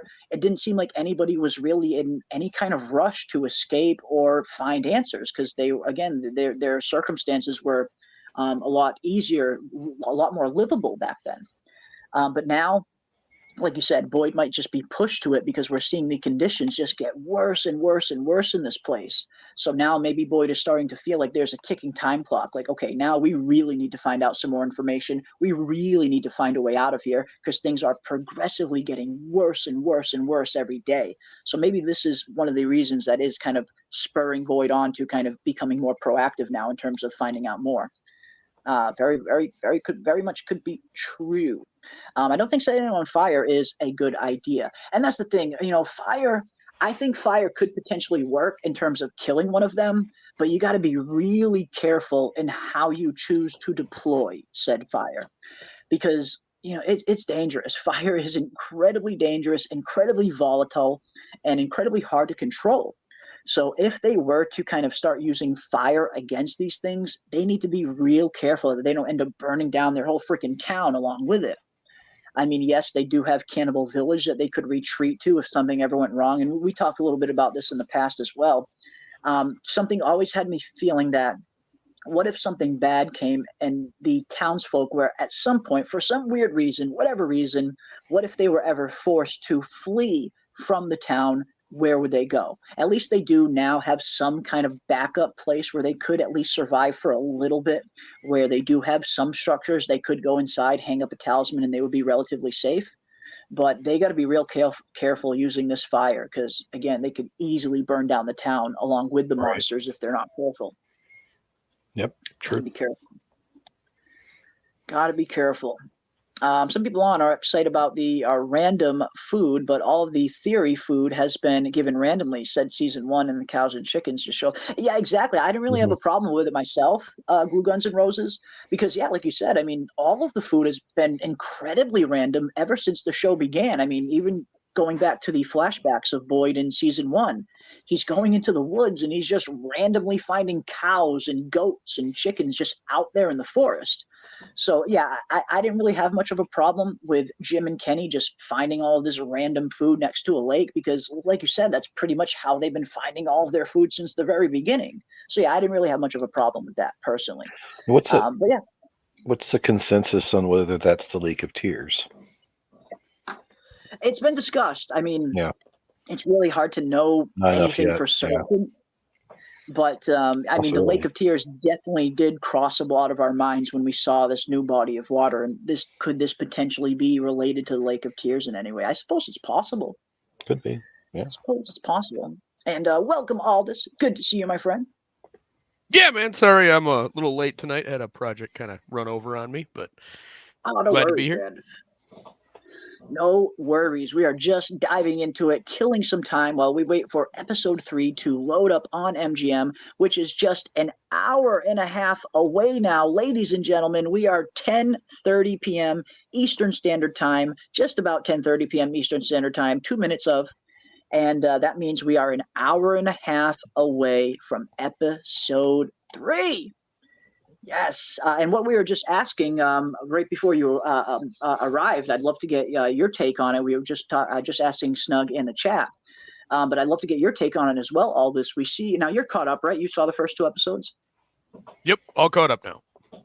Awesome. All right, so at the end of episode 2, we see Boyd say to Ellis that he's had enough of this. It's time to trap one of these things. So it seems like Boyd might be heading down the path where he's going to attempt to trap one of these monsters and go full on Jack Bauer on it and interrogate it. The question I put to the chat and to everybody else, what do you guys think is going to happen? Will Boyd successfully trap one of these monsters, or will it potentially end up going very wrong, or could he potentially end up being talked out of even trying? What do you think is going to happen with this storyline? Well, I guess before I answer, I was a little confused because they've done it before, kind of. They had the opportunity to capture Smiley, and they didn't. So that was a little odd. Like, now we're going to capture one. So we tried to kill one, and now we're trying to capture one. It seems a little backwards. It seems like you tried to capture one and then kill one.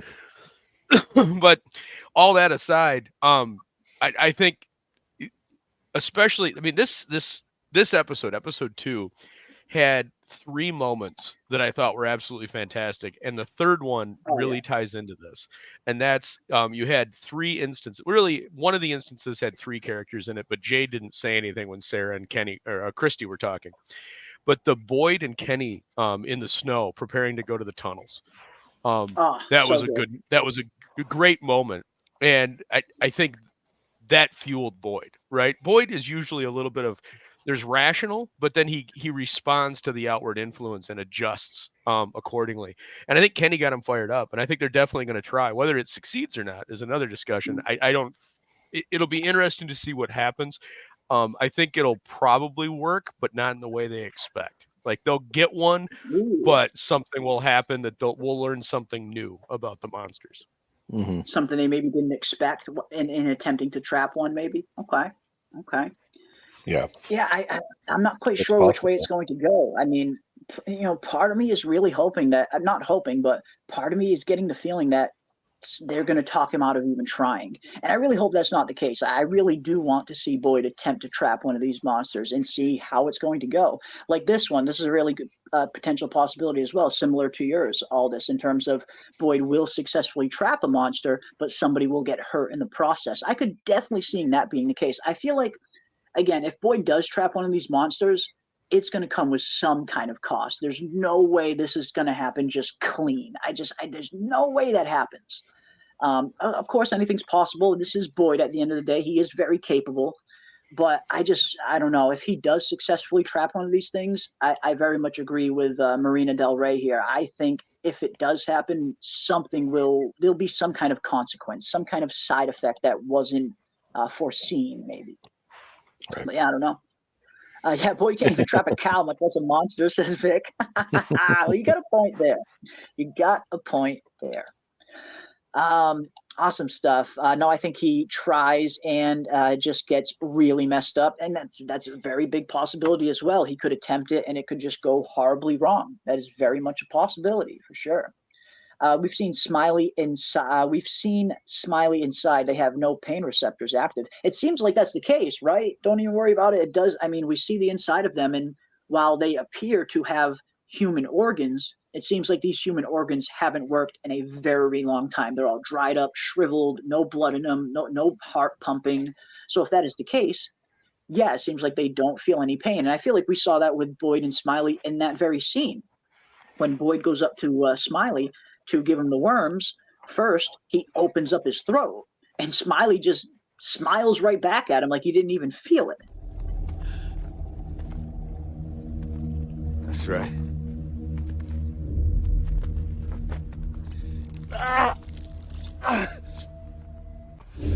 You want it?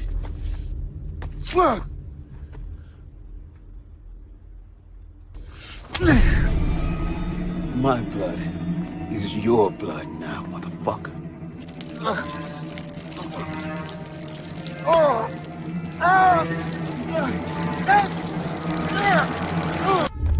I like this game.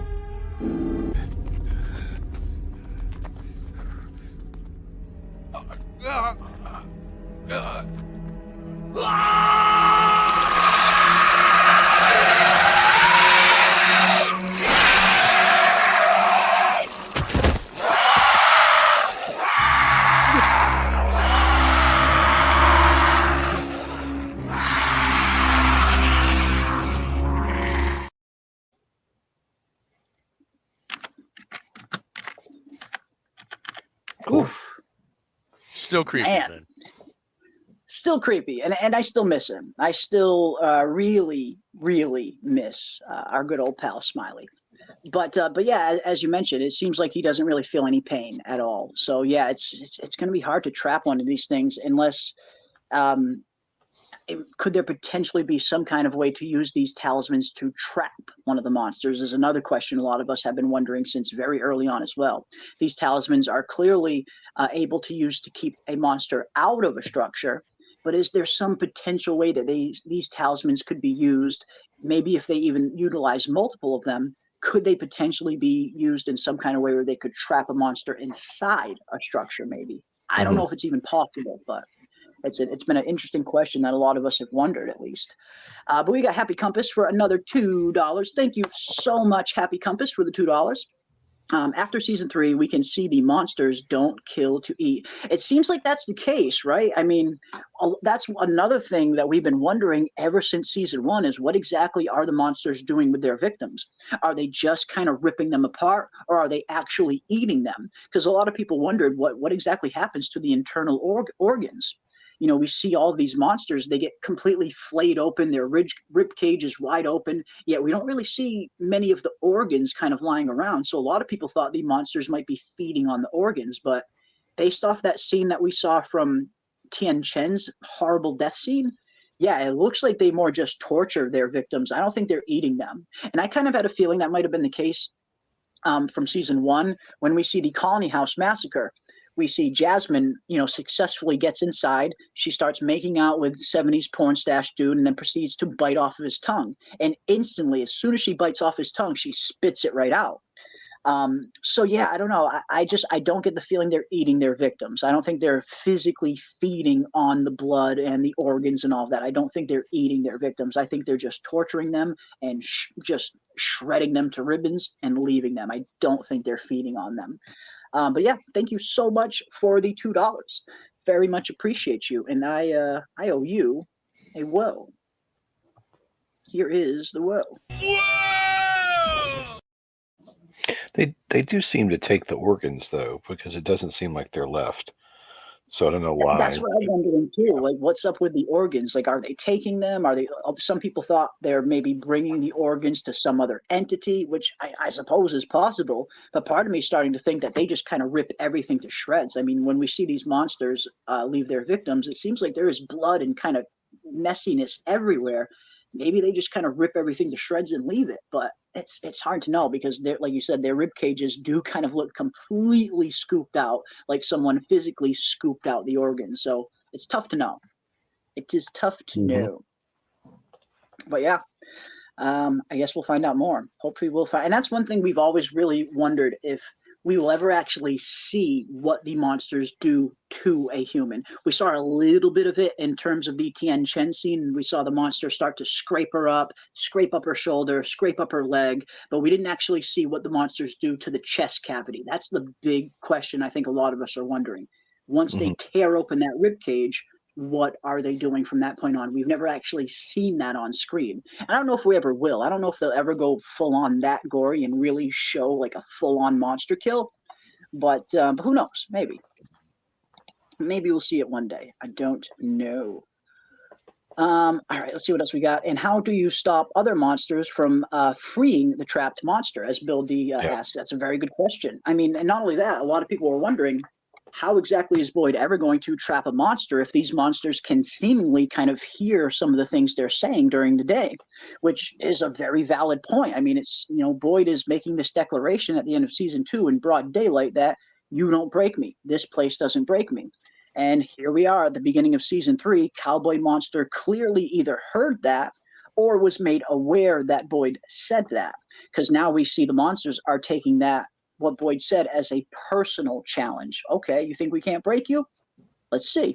So yeah, it's really hard to know how the monsters are getting all of the information that they're getting. Are they actually hearing and seeing everything themselves? Or is something else kind of keeping a close eye on the town and filling the monsters in on the information? I think it's a little more of that, because we see some instances on the show that point to the monsters not being able to kind of see and hear everything themselves directly. Because if that was the case, no one would ever be able to hide from the monsters successfully. And we've seen that has very much been the case before, even before Boyd found the talismans. They were digging holes in the ground, they were hiding behind false walls, and for the most part, yes, a lot of people would die back then, but a lot of people also survived back then. They were able to successfully hide from these monsters. So if this monsters were kind of all seeing and all knowing, that shouldn't be the case. And we see another instance of this in episode 1 in season 3, when the granny monster gets inside the house and is going after Julie and Ethan. And all of a sudden, Sarah kind of comes out of nowhere and brings them into a freaking bush, a bush that is not even very well hidden. That's like 10 feet away. And Granny Monster had no idea where they were. So I am getting the feeling that these monsters aren't really seeing and hearing everything themselves directly. I think something else is seeing and hearing everything the town does, and maybe they are filling the monsters in. Because again, if the monsters could see everything themselves, nobody should ever be able to hide from one of these monsters successfully. But we have seen that's not the case. So I think someone is directing them. If these monsters aren't being directly controlled by something, they're being at least pushed in a certain direction by something. And I do think there is some kind of hive mind going on there. I know a lot of people think that as well, in terms of if one monster learns something, they all know it. I wouldn't be surprised if that is the case. It does seem like there is maybe some kind of hive mind thing going on here, because it seems like they all know these intimate details about some of these people, not just one or two. It seems like almost all of these monsters know who these people are, their names, personal details.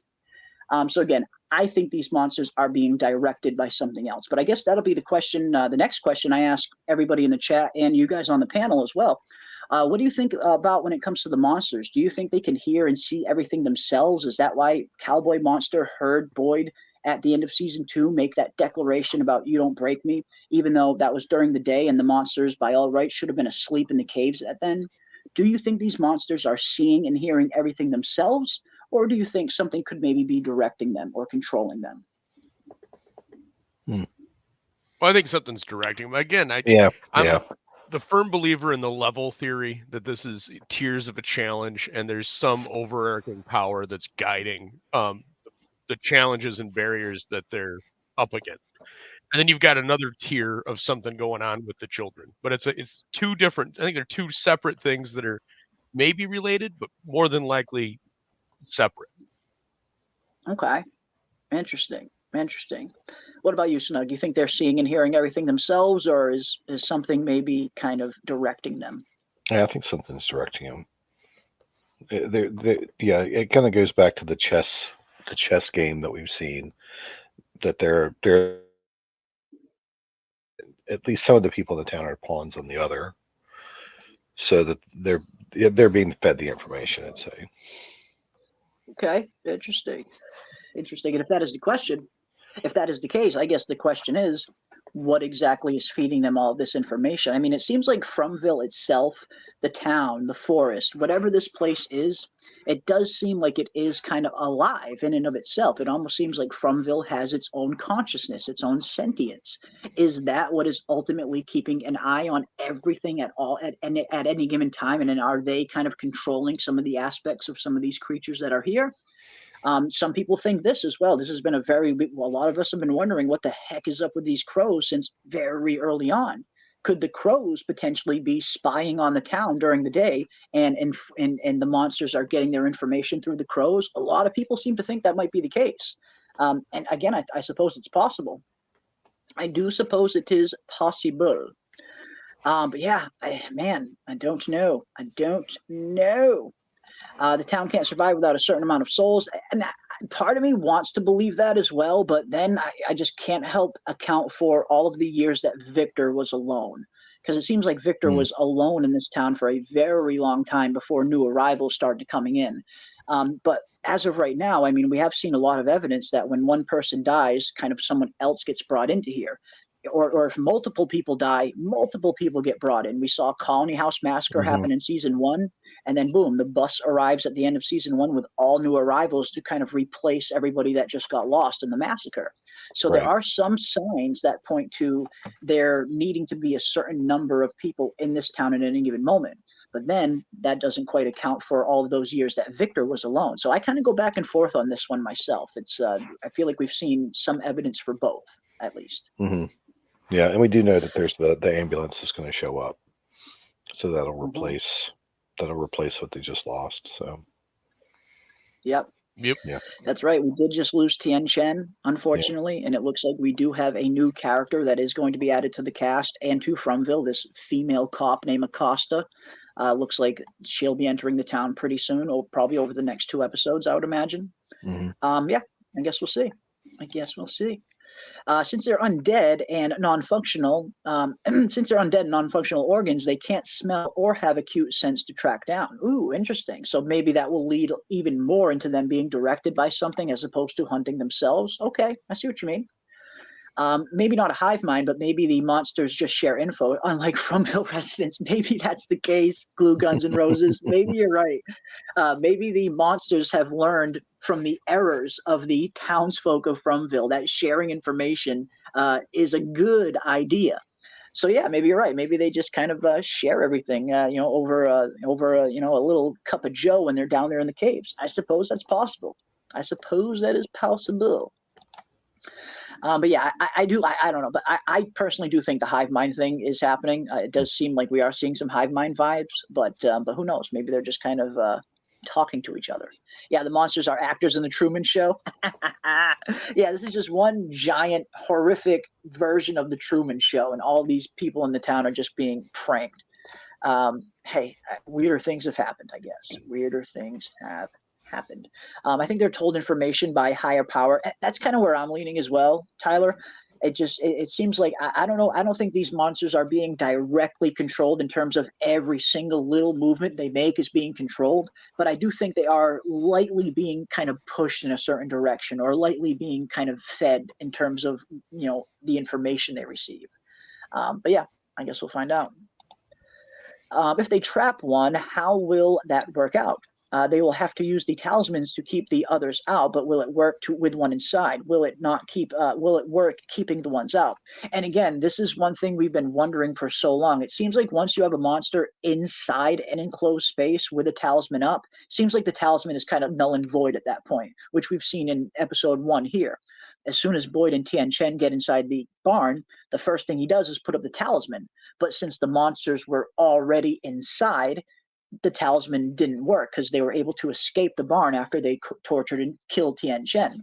So if they were to potentially use a talisman to trap one of them inside a structure, I think it would have to be similar circumstances to the barn, but instead of hanging the talisman up on the inside of the barn with the monsters inside, they get the monsters inside the barn and hang the talisman up on the outside wall of the barn. Could that potentially maybe keep them in? I don't know. Again, I don't know if it's even possible to trap these monsters with any of the talisman. Don't know if it's even possible. But that would be, if I were to go that route, that would be what I would probably want to attempt. Because again, it seems like if you put these talismans up with the monsters already inside, it's null and void. They don't work at that point. But if you could maybe get a monster inside a enclosed structure and hang up the talismans on the outside walls, could that potentially create some kind of reversal barrier that keeps them in, similar to how they usually keep them out? I don't know. Again, don't know if it's even possible, but if I were to use the talismans, I would probably try it in that manner. I don't know. I don't know, guys. I don't know. Man, how is Boyd going to trap one of these friggin' monsters? I don't know. I don't know. Robert Saunders says, perhaps you don't have to trap a monster. Maybe you just have to block it from going back into the cave. Jade would say they would then be lost in the maze. Interesting. I mean, I suppose anything's possible. If they could potentially block off these caves and keep one of the monsters from going back inside the cave, that could be pretty interesting. I mean, we have no idea what sunlight does to these monsters when they're alive. Right. We did see Smiley's body was out there in the middle of the street when the sun came up, but Smiley was dead at that point, and we didn't really see any kind of physical negative adverse reaction to the sun on Smiley's body. And a lot of us have been wondering, will the sun potentially kill these things, or is it more that they're just kind of nocturnal and they just don't like coming out during the day? We're really not quite sure what is the case, if they just don't like the sun or if the sun can actually hurt them. But I suppose if you were to block off the caves and keep one from going back into the cave, that would at least give you that kind of information in terms of you'd see what happens to it when the sun does come up. How would the reaction be? I don't know. I don't know. I get the feeling it's not going to be as simple as you get these monsters out in the sun and they kind of burn up like a vampire. I get the feeling it's going to be a little more complicated than that. But who knows? Who knows? Yeah, as soon as someone dies, it seems like replacements are soon to follow. Yeah, it seems like that has been the case on the show. Like, at least that's been the case ever since the Matthews family and Jade arrived. We're seeing a clear kind of pattern here where people get killed off and new arrivals get brought in. But again, the whole Victor thing kind of throws me for a loop, because it seems like Victor was by himself here for a very long time with no new arrivals. So I don't know. It's hard to know which way is up with that one. Let's see what else we got. A person may be reporting information to the monsters. Now, that could be an interesting possibility. I mean, a lot of people the whole mole theory was very popular during season 2. A lot of people thought there was some kind of maybe mole in the town, or someone that just wasn't what they said, maybe working with the monsters or collaborating with them in some way. Again, I suppose anything is possible. A lot of people kind of point to Christopher in this regard. A lot of people think Christopher had some kind of hand in the massacre of 1978.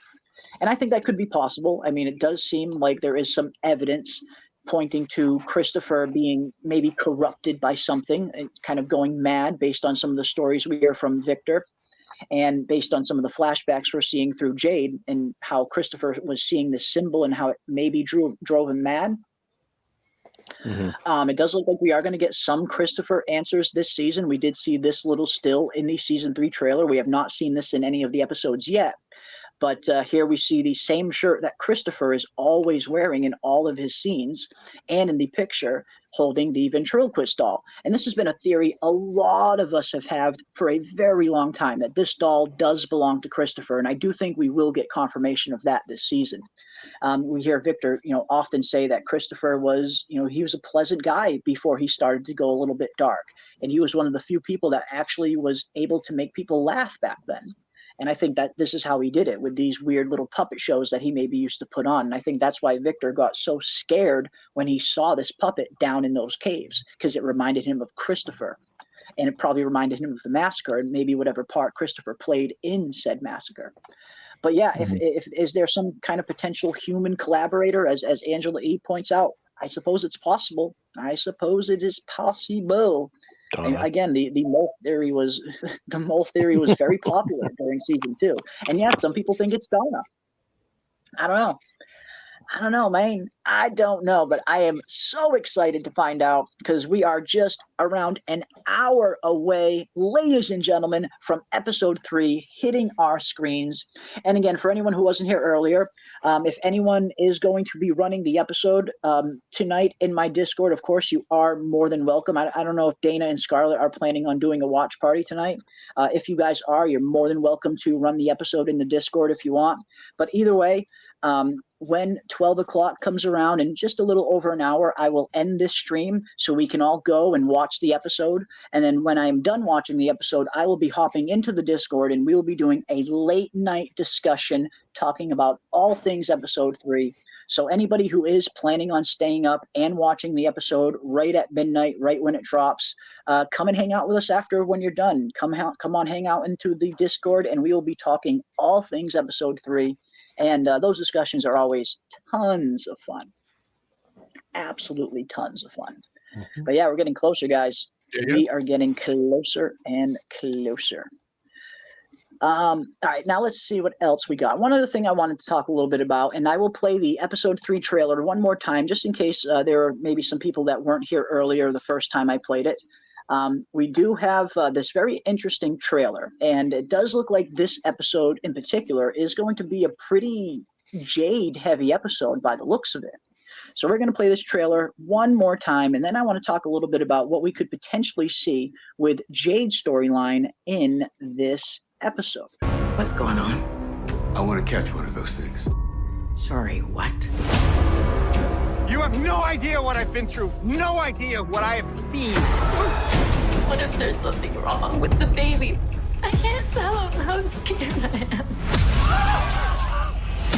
No matter what this place throws at us, we are going to find our way home. Oh my God.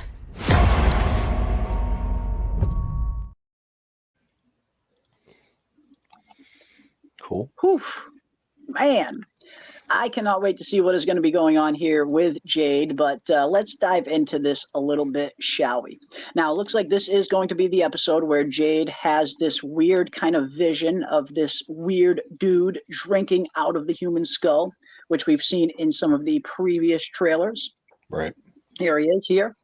Now, this one's going to be fun. It looks like, by the looks of it, it looks like Jade, Christy, and Kenny are going to be leading some kind of group back to where Jim and Kenny first found the food. And there seems like they're going there to collect as much food as they possibly can and bring it back to the town. And we do have some interesting stills that kind of point to that here as well. Here are some of the stills from episode 3. We can see Jade and some of the other people arriving at Cannibal Village, as it were. We got Kenny, we got Christy, we know Jade's going to be there, and Dale. We finally have our first appearance of Dale, ladies and gentlemen. Everybody's been wondering, where the heck is Dale this season? Well, we finally got our answers, guys. Dale is going to be present and accounted for in episode 3. But it looks like, again, they're off to gather as much food as they possibly can. It seems like they're gathering it and sorting it back here. You've got Jade in his hat sitting near the cabin here. Now, we also see in this trailer that, again, Jade is going to be having some kind of vision of this person drinking out of a human skull. But not just drinking out of a human skull. It also seems like Jade is seeing this person kind of tethered to a tree with what looks to be a railroad spike through his eye. Which, again, very interesting there. Very, very interesting in terms of what Jade is going to be seeing with this creepy, creepy guy here. Now, right when we saw this, I think it reminded a lot of us of poor Kelly in season 2. Mm-hmm. It seems like the monsters caught Kelly and Brian. They made Kelly watch as they tortured and killed Brian, yet they left Kelly alive. Now, did we ever get confirmation that we never saw Brian's body, did we? Never saw his body, no. So we don't know he's dead. No, all we have is Kelly's word, really. Yeah, that's really all we have is her word to go on. So we don't really know. That's a good point. That is a good point. But this is what that reminded me of anyway. We see this guy kind of tethered to this thing with what looks to be like maybe an old school railroad spike maybe through his eye, and he's kind of stuck to the tree. And that instantly reminded me of Kelly and how the monsters kind of stuck the rebar through her forehead and left her tethered to that tree. Could this guy have suffered a similar fate to Kelly maybe? I don't know, but it looks like Jade is going to be having this vision in this episode, and it looks like this vision is going to lead to poor Christy getting her foot caught in the trap. Because here we see this still, which is probably going to be in this episode as well. It looks like Jade is seeing something that is scaring him. Something is spooking Jade, and he takes off running. And it seems like Christy takes off running after him, and that is when she gets her foot caught in the trap. And then a few seconds later, when we see Jade seemingly trying to take the bear trap out of her, I think that is when he is going to look up right here. This right here. This is most likely after the railroad spike. Not the railroad spike. This is most likely after. Jeez, I love how this thing jumps on me. Excuse me. After poor Christy gets her foot caught in the trap, because here we can see the hat that Christy is wearing. I think Jade is going to see something out in the distance. It's going to spook him. He's going to run off. Christy's going to follow after him. She's going to get her foot caught in the trap. Jade is going to be bent down, trying to help her get her foot out of the trap. Then he is going to look up, and that is when he is going to see this dude right here. He's going to look up, and this dude's going to be out there in the distance sipping on his damn human skull. But I cannot wait to see what this is going to mean. I mean, what exactly is going on here? What is this person trying to convey to Jade? What are these visions trying to tell Jade? It seems like he's had a very tough time interpreting what some of these visions mean. But I am hoping that he's going to be becoming one step closer to truly finding out just what the heck this damn symbol means. Mm-hmm. And what is it going to mean for the future of the show? What is it going to be a foreshadowing of? I am not sure, but again, that is how I think these sequence of events is going to play out. We'll see Jade get spooked by something. He'll run off. Christy will follow him. She'll get her foot trapped. He'll try and get the foot out. And then boom, that's when he'll see this guy again for the second time. Because it seems like Jade is going to be having two visions of this dude. Not only him sipping out of the human skull here, but we also see that Jade is going to be seeing him tethered to that tree as well. So what exactly does it mean? I mean, do you guys have any, does anything come to mind when you see any of this Jade stuff and this weird dude? I mean, we see the period correct clothing, which definitely puts this guy at maybe Civil War or Pilgrim, era style clothing. Certainly very, very old. What exactly is this? And could all of these people that Jade is seeing, could they all be previous versions of him? We see that Jade is also seeing Christopher a lot. And Christopher was the person who was seeing the symbol before Jade. Could all of these people that Jade is seeing, could these all be past versions of people who have also saw this symbol?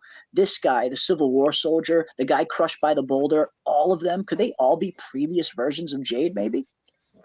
Well, I think that's what it is. It could be. I have a crazy theory that where there's a chosen, there's also an anti-chosen, or someone who sees the vision to oppose whatever the chosen is trying to do. So the chosen's trying to rescue the kids. The other is trying to prevent it.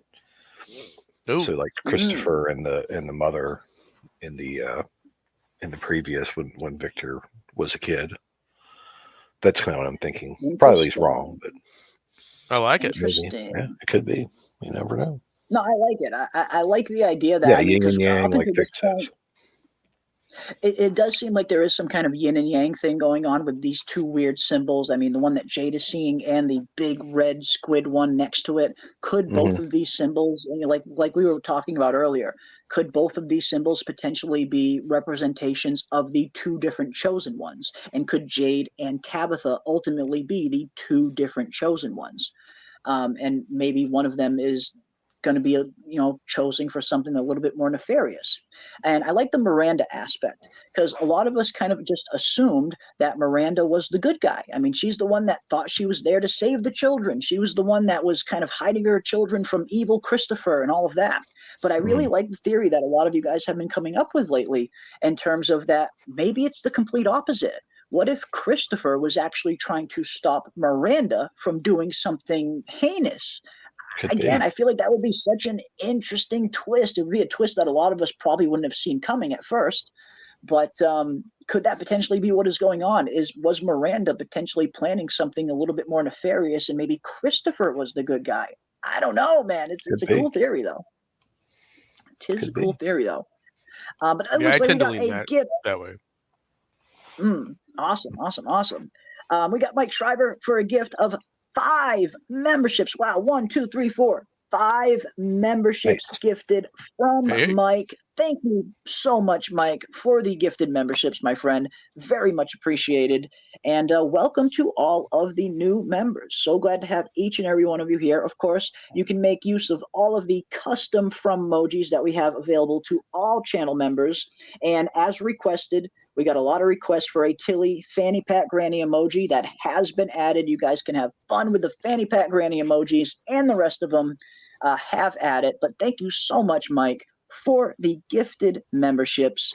And I owe you a whoa.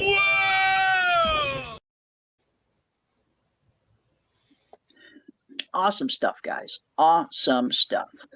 But yeah, it looks like around 14 or 1500s. Yeah, it looks pretty old, doesn't it? I mean, this guy's garb definitely looks pretty old for sure.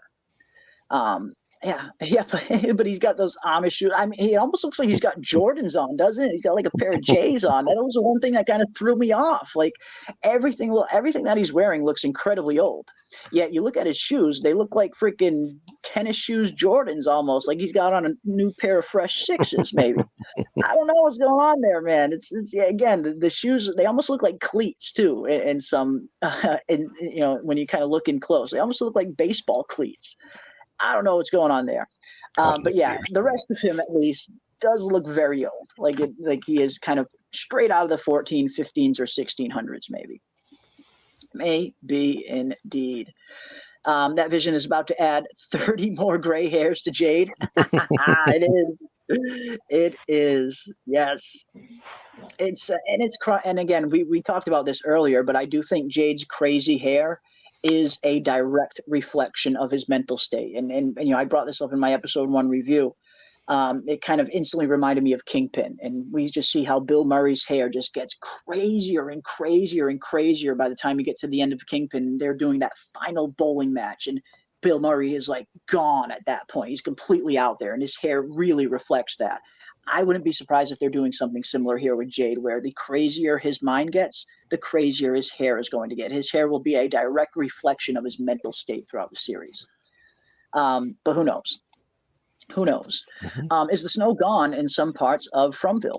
And that's another thing. And I did see you mention earlier where, some parts, some of the pictures that we see, it seems like the snow is very heavy.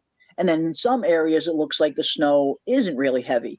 And I've been wondering how long this snow is going to last. And based on everything we're seeing, I as much as I really want it to last like a long time, I don't think it's going to last all that long. I think the snow will probably be gone by the time season 3 is over.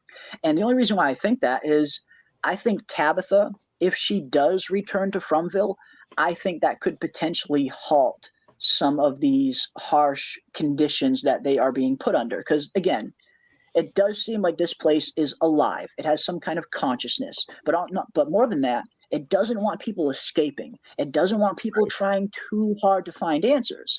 So when Tabitha escaped, could that potentially have made or been one of the causes that made the conditions here in Fromville that much worse? Could the snow, the winter, could Tabitha escaping have made some of this stuff a little bit worse potentially? Yes, the cold weather did start kind of rolling in before Tabitha even escaped, but even before Tabitha did leave, many members of the town were already actively looking for ways out. Jim and Jade building the radio tower in season 1, Boyd and Sarah going out into the woods in season 1, and all of the attempts that they've made to try and escape. These people have actively been, quote unquote, breaking the rules. And I do think these harshing conditions are a result of that. We've heard Sarah say that her and her brother had a interesting theory that if you, quote unquote, push too hard to try and find a way out or to try and find answers, something will, quote unquote, push back. And we even get a little bit more confirmation of that, or at least not confirmation, but we get more evidence of that at the end of season 1 as well, when the boy in white does appear to Sarah and directs Sarah and Boyd into the faraway tree. We hear the boy in white say, "Nathan was right about this place. It's angry." Now, again, are we to take the boy in white at his word? Was he telling the truth that this place is really alive and it is angry at them for trying to escape? I think regardless of how sus the boy in white can be at times, I do think he was telling the truth in that scene, because I feel like we have surrounding evidence that backs it up. As soon as they put up the radio tower, we see a massive storm get sent right to Colony House and takes the radio tower out. So clearly, there is something that does not want them trying too hard to escape. So I get the feeling if Tabitha does make it back into Fromville, that might be one of the things that halts the snow and stops the snow from getting any worse, or at least just a theory I have. But I guess we'll see. I guess we shall see how long the snow is really going to last. Let's see what else we got. I have no idea where this show is going. It's hard to know, isn't it? It's like, man, this show, they throw so much at us that it really is tough. I mean, you really kind of got to dig deep. And that's why I very much, recommend to everybody watching these episodes multiple times definitely helps. Every time you watch these episodes 2 or 3 or even 4 times, we've always found that a lot of us tend to pick up on things that we maybe didn't catch the first go around. So I would highly recommend watching all of these episodes at least twice each, maybe 3 times if you can, because you will pick up little things in the background that you just don't see on the first watch. But it's so hard to know just where the show is going, isn't it? I mean, it's going in so many different ways. It's showing us so much crazy shit that it really is hard to kind of predict where this thing is going to go next. But I'm along for the ride, and we're going to be here all year diving into all of these things. The visions mean Jade needs to lay off the acid if he gets out of Fromville. Yes, indeed. I mean, it did look like he was on some kind of tryptamine when he first arrived here in Fromville. I mean, he didn't just look like it was just your normal high. It looked like he was specifically on some kind of psychedelic or tryptamine, I would say. Yep. But I guess we'll see. And then, we get that weird kind of throwaway line, and I don't think it's really a throwaway line, but we get that line from Henry in episode 2 as well, when he describes that Miranda didn't start having all of her visions until they did that one last little hit of acid. Could there be something about psychedelics or something about an altered state of consciousness that maybe brings some of these supernatural experiences on? Maybe could that have been the trigger for Miranda, or could that have been the trigger for Jade as well? For Jade to see everything that he's seeing. I don't know. That's what leads me to believe that maybe Jade might be the real chosen one and not Tabitha. But who knows? We got the Professor for $2. What is up, Professor? Thank you so much for the super chat, my friend. Welcome. Salut, Fromily. 52 more minutes. Wish everyone well. Yes. Yes. We are getting closer and closer now, folks. We are just 50 minutes away now from episode 3 hitting our screens. And again, anyone who is planning on staying up and watching the episode at midnight, I would highly recommend hopping into the Discord after you're done watching, or even during your watching. I haven't got back any confirmation yet. I don't know if anybody is going to be watching or streaming the episode in our Discord right at midnight, but if anybody wants to, you guys are more than welcome to start a watch party tonight if you want to, right in the Discord, because I will be hanging out in that Discord tonight. Right when I'm done watching the episode, I will be hopping in there, and I cannot wait to talk about everything that happens in episode 3 with each and every one of you. So anybody who wants to come and join us and join the conversation after you're done watching, hop on into the Discord, hop on into the general voice chat, and we will be talking all things episode 3.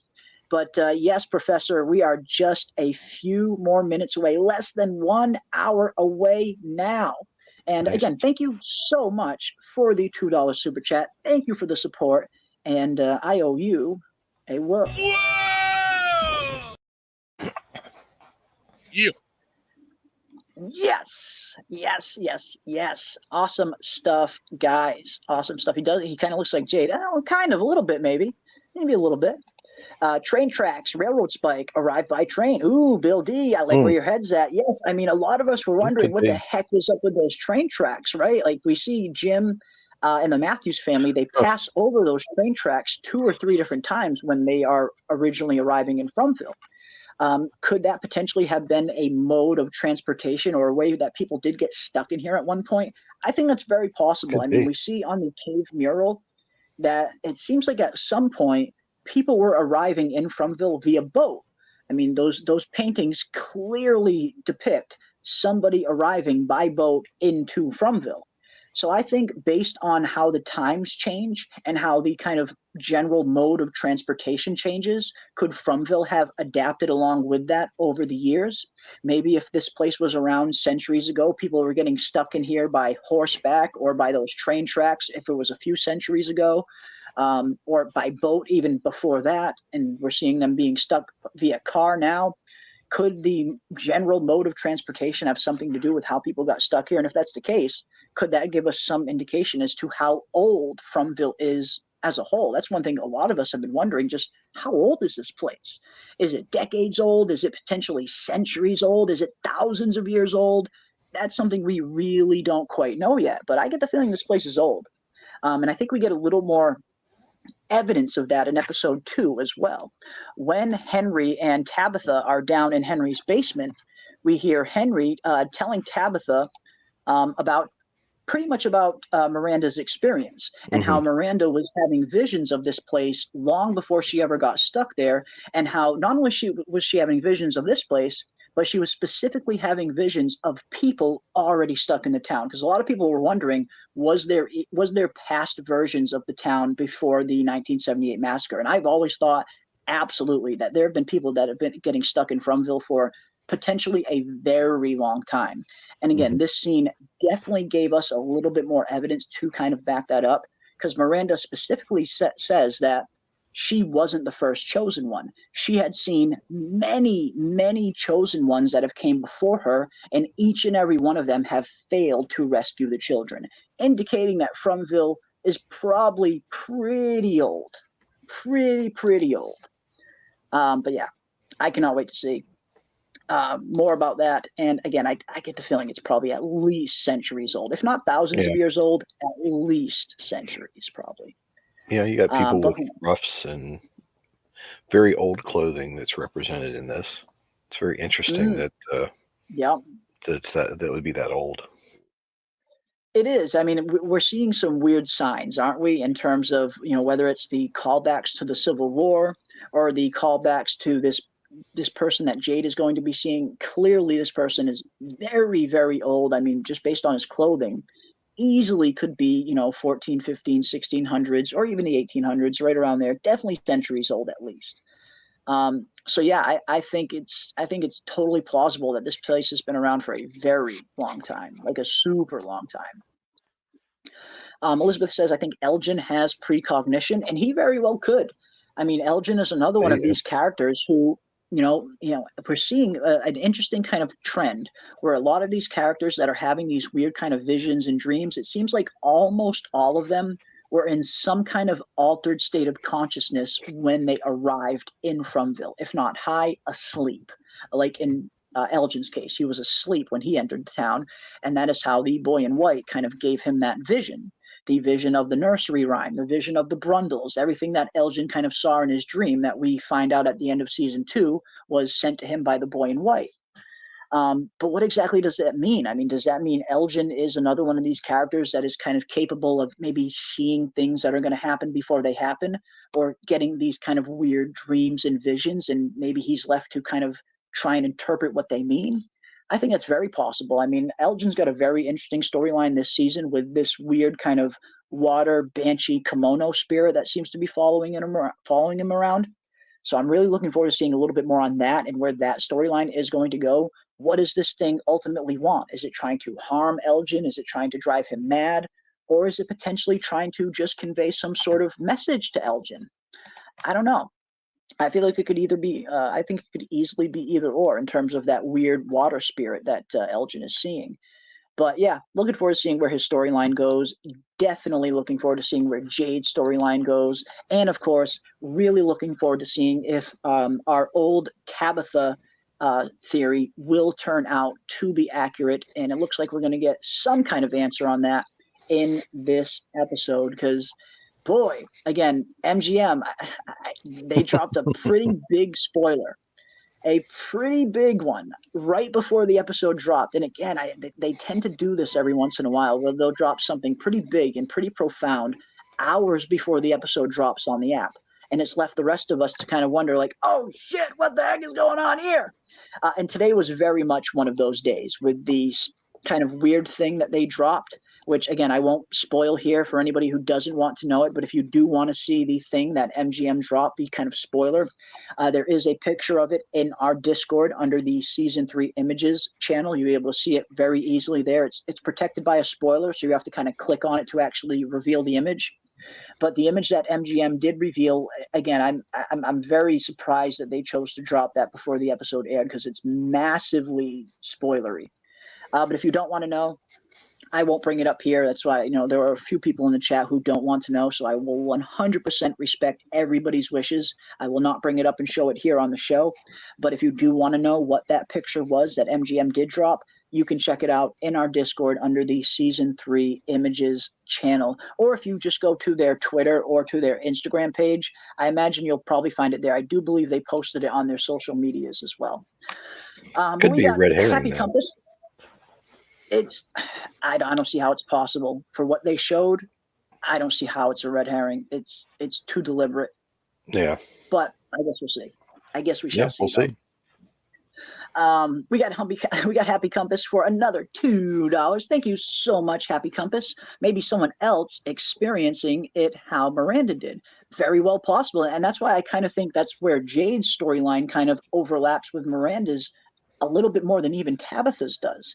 Because yes, while Tabitha has seen the children, Tabitha has only seen the children. She hasn't seen any of this other stuff that Miranda was seeing. But you look at Jade's experience, Jade has been seeing all of the same stuff that Miranda was seeing, from the Ankui children to the Civil War soldiers to potential past previous versions of himself, which is something Miranda also mentioned, that she was seeing previous chosen ones. So that's, again, I wouldn't be too surprised if maybe Jade is the real chosen one and it's not really Tabitha, because just based on the experiences alone, what Jade has seen, everything Jade has experienced is far more similar to Miranda's experiences than Tabitha's are, up until this point at least.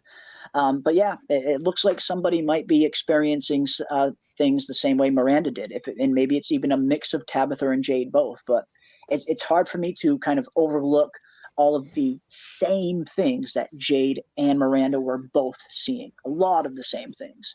But who knows? Well, maybe I think it's Tabitha will go on to start seeing more as well. Not to get like too in the weeds, but Jade's have been more religious in the reveals. There's been more of a at least to me, a sense of like actual mysticism to them. Interesting. Yeah, they're super trippy, that's for sure. Super, super trippy. I can't wait, man. I cannot wait. Yeah, the railroad spike reminds me of vengeful Chinese spirits that worked making railroads in the U.S. Ooh, interesting. That's an interesting one. Maybe.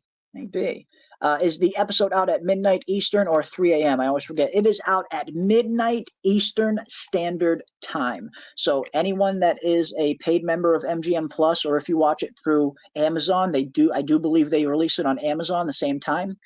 So it'll be around 40 minutes from right now. 40 minutes away, ladies and gentlemen. Episode 3 of From will be uploaded on MGM Plus, and we'll be watching it right when it drops at midnight. And after I'm done watching it, I will be hopping into the Discord, and we will be doing a late night discussion talking about all things episode 3. So anybody who is staying up and watching it right at midnight when it drops, be sure to come and hang out with us in the Discord when you're done watching, and we will talk all things episode 3 and see just what exactly this crazy episode is going to have in store for us. Yes. Tabitha better not fall asleep. Better not be asleep. I mean, that would be such a rug pull, wouldn't it? If she was just asleep this whole time and everything that she's experiencing here with Henry was just false, and she just wakes up again inside the hospital bed or at the bottom of the frickin' lighthouse. Oh man, what a rug pull that would be if that was the case. Jeez. I hope that's not the case. I hope that is not the case. But who knows? Who knows? Let's see what else we got. Maybe the people of Fromville are related to the people who hurt the 7 Ankui kids. Ooh, interesting. Interesting, Sharon. I mean, I suppose anything is possible. I mean, there's still so much we don't know about these creepy freaking Ankui kids and what exactly happened to them. Who did it to them? What were they doing to them? Were they put through some kind of ritual, some kind of experiment, some kind of sacrifice? It's really hard to know, but I suppose that's just as plausible as anything else we've seen, considering there's just still so much we don't know. So yeah, I like it. I like it. I like the theory that there are bodies buried in the Brundles. Yes, I love that theory as well. One of our co-hosts, Lord Ravener, was actually one of the first who kind of was diving into that super early on, in terms of the Brundles potentially being filled with bodies. I know many other people thought that as well. But yeah, I've always liked that theory. There's so much we don't know about those Brundles. What the hell's down there? How deep are they? Could there be something weird down there? Maybe. Again, at this point, nothing would surprise me. Anyone know why the creatures dress up and why when they leave the cave? Why they dress up when they leave the cave? It doesn't seem like they dress up when they leave the cave. It seems like they're always dressed in that. Because when we see Victor and Tabitha enter the caves at the beginning of season 2, they see all the monsters asleep. And all of the monsters have the same kind of 50s, 60s style clothing that they have when they're awake. So I don't think the monsters dress up or change. I think they're always in those clothes. You know, they fall asleep and just wake up. I think they're always dressed in that 50s, 60s era attire. I don't think they strictly change. I mean, they might change to kind of change with the times in terms of how old these monsters potentially are. Could these monsters be as old as Fromville? Could they have been dressed in some other kind of time period clothing at one point? Maybe, I suppose that's possible. But I don't know. Part of me gets the feeling that the 50s, 60s era clothing is a direct hint to the monster's origin and where they come from. But again, it could be something else. They could be a lot older than that, maybe. Isn't From called Origins in other countries? Yes, Tim, it is. It is called From here, but From directly translates to Origins in some of the, I believe, I don't know if it's France or some of the other foreign publications. But yes, in some parts across the pond, the show isn't called From, it's called Origins, which again, is that some kind of hint as to what From means? Because that's something we've all been wondering. What the heck does From mean? From what? From where? From who? What is From indicating? But if From directly translates to Origins in some other parts of the world, could that be, you know, some kind of hint that From is actually referring to the origin of something, the origin of this place, the origin of the monsters, the origin of Fromville, the origin of sin? I don't know, but it does. This show is called Origins in some other countries. That is true. I think it's just the structure of the language of the other countries. Yeah, I tend to agree with that. I think they're not going to make a show's title and go, well, how can we translate this into other markets, and how can that be a hit? That's a good point. I don't think that's part of the marketing strategy. No, that's a good point. I mean, now that you say that, I think that does make sense in terms of just simply a language translation, and maybe it doesn't really mean more. That's definitely possible. Absolutely. No, I think that's what it means, because I think that From in English, you know, your origins can be where you're from, but the word for From in French is just de, and that's not gonna. You're gonna call you can't just call the show duh. Yeah. Good point. Very good point. It's again, man, this is what I love about this show, and this is what I love about this whole fandom is, you know, we get to kind of just dive into the weird and the crazy every week and just see where the heck this crazy fucking story is going to take us. And it's always a surprise. And that's one thing I really appreciate about the show. For as many theories that we have gotten right, we've been kind of thrown for a loop just as much in terms of all 3 seasons up until now. And that's what's so fun about this thing, kind of diving in, seeing where we differ, seeing where we overlap, seeing where we think this is going to go. That's the fun of fandom. And that is what makes this show just so special, absolutely special. But we're getting closer now, guys. We are getting closer and closer now. We are just around 30 minutes away from diving into the newest episode. And yes, if anyone is looking for the Discord link, the one in the description might be expired, but there's plenty of them in the chat. Our mods are constantly dropping links to the Discord. You can find one right there, and that'll take you directly to our Fromville Discord. And there we do tons of watch parties. We'll be diving into tons of discussions all year, diving into all things Fromville, and everybody is welcome. We welcome one, we welcome all. How much time is left? Says Leah. Yes, we are just 33 minutes away. Wow, 33, Cool. my number. 33 minutes away from episode 3. Yes. Yes, I bet that LSD was called Ankui. Maybe, Jay. Don't take You the might be brown right, and Jay. gooey. I like that. I like that. Yeah, stay away from the brown Ankui. Yes. Good stuff, guys. Good stuff. Let's see what else we got. Let's see what else we got. That's why the evil entity got Sarah to kill Jade's friend. Yeah, and that's another thing we've been wondering, right? What the heck is going on there? Why did these voices specifically have Sarah kill Toby? And I always kind of wondered, did the spirits maybe isolate think Jade. Toby? It could just be to isolate Jade, Yeah. but part of me is thinking that maybe he might have been special as well, or maybe they thought he was going to be the special one when really it's Jade.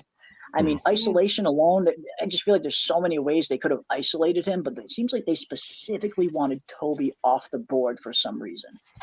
And I get the feeling it's because maybe they just got it wrong. Maybe they thought Toby was going to be the one that was going to see all this shit, and really it's Jade. It could have also been just to desensitize Sarah to what they wanted her to Maybe. do to Ethan. And it could have just been a target of opportunity too. Yeah. He was there at that moment. Yeah, and no one really knew who he definitely was. see that. I could definitely potentially see that, like in terms of like prepping her, in terms of like getting their hooks into Sarah a little bit deeper. If they can manipulate her into killing this random stranger, then maybe they'll be able to manipulate her into killing Ethan a little bit more, or manipulate her into doing this later on down the road. I can definitely see that being the case. Maybe Toby was just wrong place, wrong time kind of thing. Right. Okay. It's like when you're turning an asset, right? You're not going to have them give over the juiciest thing they possibly can. It starts out very small. Like just give me something that you can just take off your desk and no one will miss. And that's how it starts. Like the same way a bookie gets his fingers into somebody over leveraged, right? Oh, it's just a $5, I'll cover it. And then, months later it's 500, 1,000, and now they're in deep. And it's right. And you're running the VIG on them. So it always starts small. So I think that's it. I think that's just almost like the gang initiation, right? It's do this for us because it's there and it's easy. And I think reading into it too, I don't think you read much more into that because look at where Sarah went, right? Yeah. Now, I will say this, though. That whole sequence, and I said there's 3 scenes I loved in this episode. This was a very dialogue-driven episode. And when the dialogue-driven episodes are always great to rewatch because there's so much content in what's being said. Yeah. And that sequence between Christy and Sarah while they're getting the body ready for Kenny to see it. And she's talking when I worked at the diner, and that was like, man, that was good. That was real. There was some good acting there, and the dialogue was sharp, and you could see that. And then later, I think you had right before that it was after that. After that, we had the scene where I don't want to become like you. Yeah. And Sarah's like, yeah, I understand. It's okay. You can say it.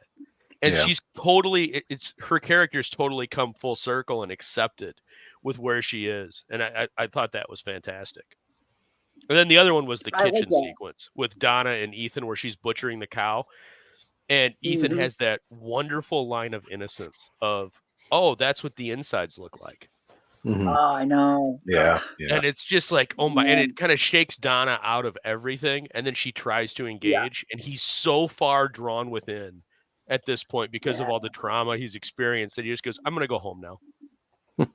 Yes. And like the minute he's okay, as long as she's just cordially talking to him, but the minute she tries to engage, he pulls back and like, I'm going to leave. Yeah. Oh, I like wow. that. No, I like that. I think you make some valid points there because, and like in terms of this being a very heavy dialogue episode, it was. I mean, even to the point where we got this massive exposition dump by Henry at the end of the episode, where he's kind of just explaining everything to Tabitha, Oh everything that man, Miranda went through. I know I And focused a usually, lot I'm not a on big fan. I, I'm I not a big focused a fan lot of on dialogue, exposition but man, dumps. last episode I talked about the sound when she died.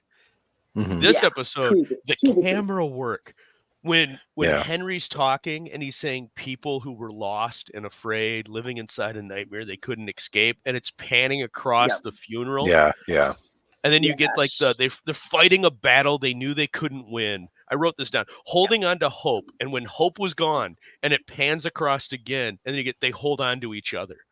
Hold on And to it's each right other. about then, and Yep. people started bowing their heads, and it's like, man, that was so good. They're setting something up because you don't Yeah. have that moment to set it up, and then the end. I don't know if you guys have talked about the end, the phone call, but Not yet. Not tonight. Not oh tonight. Yeah. man, that hit hard, and I think that's what they were Oh, setting yeah. up because if everything that Henry's laying into is exactly setting up, in my opinion, that phone call, and then we go boom, Okay. end.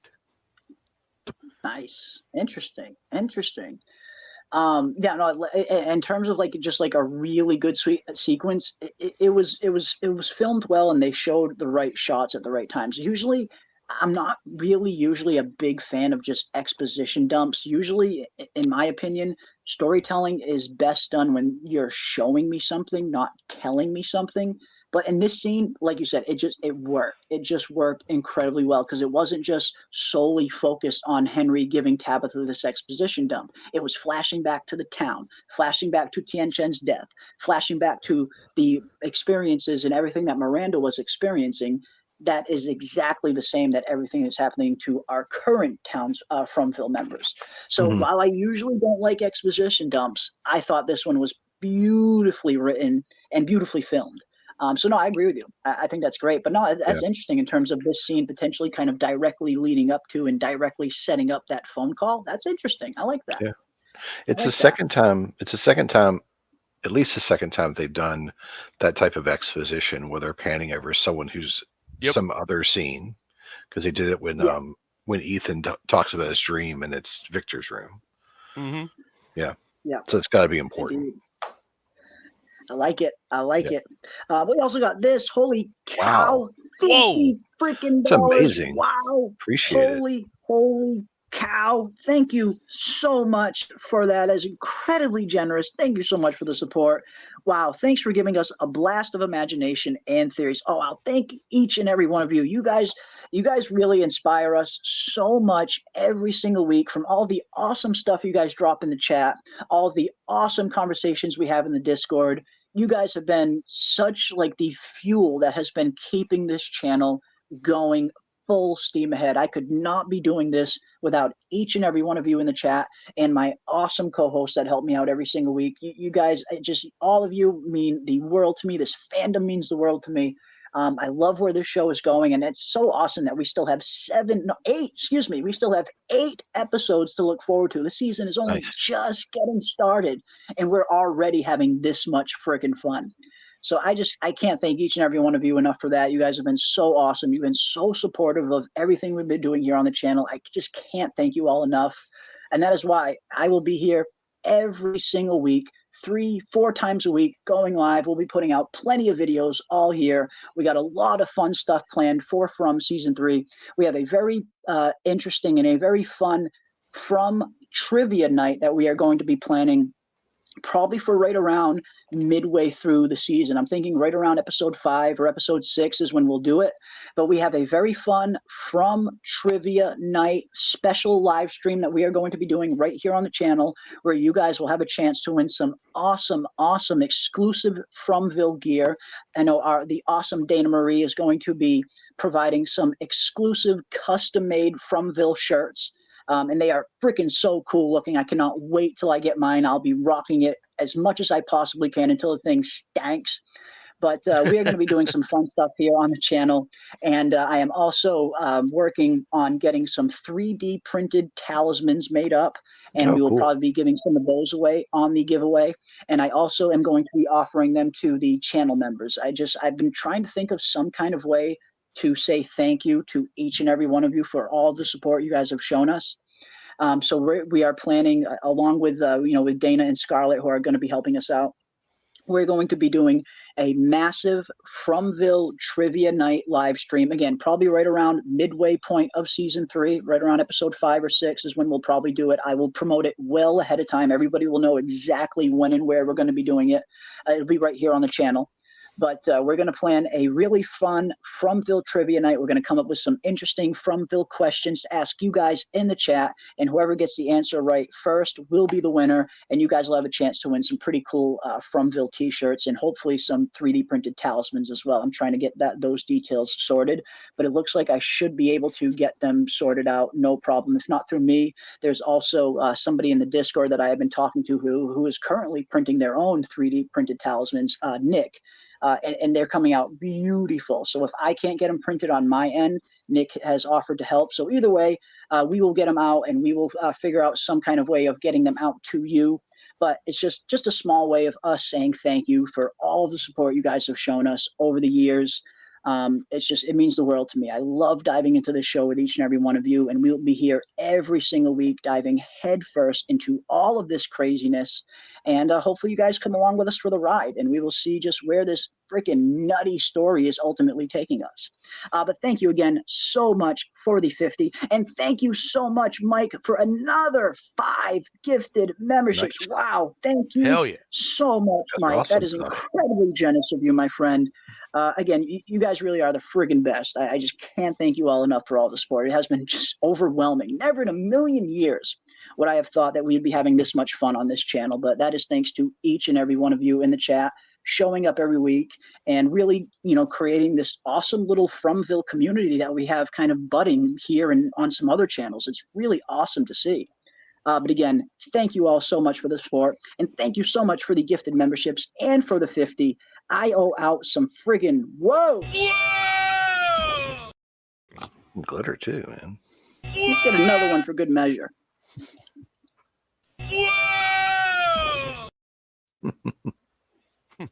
Woes up the wazoo. Woes up the wazoo.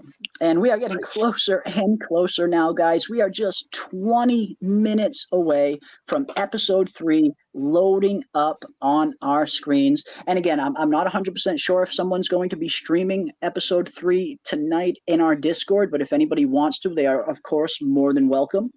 And if not, well, either way, I'm going to be doing a late night Discord hangout in our Discord right after I'm done watching episode 3. I will be hopping into the Discord, and anybody who wants to come and join me will be more than welcome. We will be diving into episode 3, talking about everything that we see, and I'm looking forward to it because I think this is going to be a very, very, very fun episode. A very fun episode indeed. But yes, in terms of what you were just mentioning a minute ago, Aldous, in terms of how this episode, how episode 2 ended, yes, I mean, we get this incredibly crazy cliffhanger of a scene to end the episode off on, where Jim hears the phone ring, he picks it up, and I think when we saw this scene in the trailer, I think a lot of us were expecting or maybe even hoping that it would be the same voice that Jim heard on the radio at the end of season 1. At least I was really hoping that's where this was going. And maybe it still could potentially be heading in that direction in terms of ultimately finding out just who was on the other end of that radio. But here we see Jim answers the phone, and it is someone or something claiming to be his dead son, Thomas, the dead son who apparently fell off a changing room table and died tragically before Jim and Tabitha arrived in Fromville, which what we learned was the kind of catalyst that led to Jim and Tabitha potentially almost getting a divorce. And that's how they got stuck here in Fromville. Jim and Tabitha were taking Ethan and Sarah on one final vacation before they broke the news to the kids that they were getting a divorce. And when they're on that trip is when they happen to get stuck here in Fromville. So yeah, what exactly is going on with this scene? And I guess this will be one of the last questions we ask before we end things off, so everybody can get ready to go watch episode 3.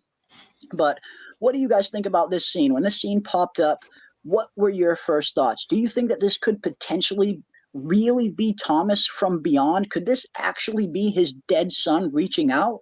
Or could this potentially just be Fromville playing another trick, one of the many tricks it plays on its inhabitants? What did you guys think about this scene? Is it Thomas? Is it not Thomas? What do you think? Aldous? Oh no, this is mindfuck territory right here. This is psychological warfare. This goes back to there's multiple levels. Everything's occurring at different levels. People are at different tiers of the process, and this is the apex of messing with. And right before this, he had this great moment where his daughter's doing the teenager thing. She's pissed at him, and she storms off. Only now his son is joining her. So his son, who was always right there with him, right, who he still had a bond with, that bond is now growing thin. He drifts off. Again, he's withdrawn. We already established that with the scene with Donna. So now he's gone. So now Jim's very isolated. And he gets this call, which is going to isolate him even further because it's going to drive him further manic. So it's the psychological warfare of breaking people down. No different than what they had that conversation with Boyd. You said this place wouldn't break you, Boyd. Let's find out. Same thing here. Let's find out if this place can break him. Yeah.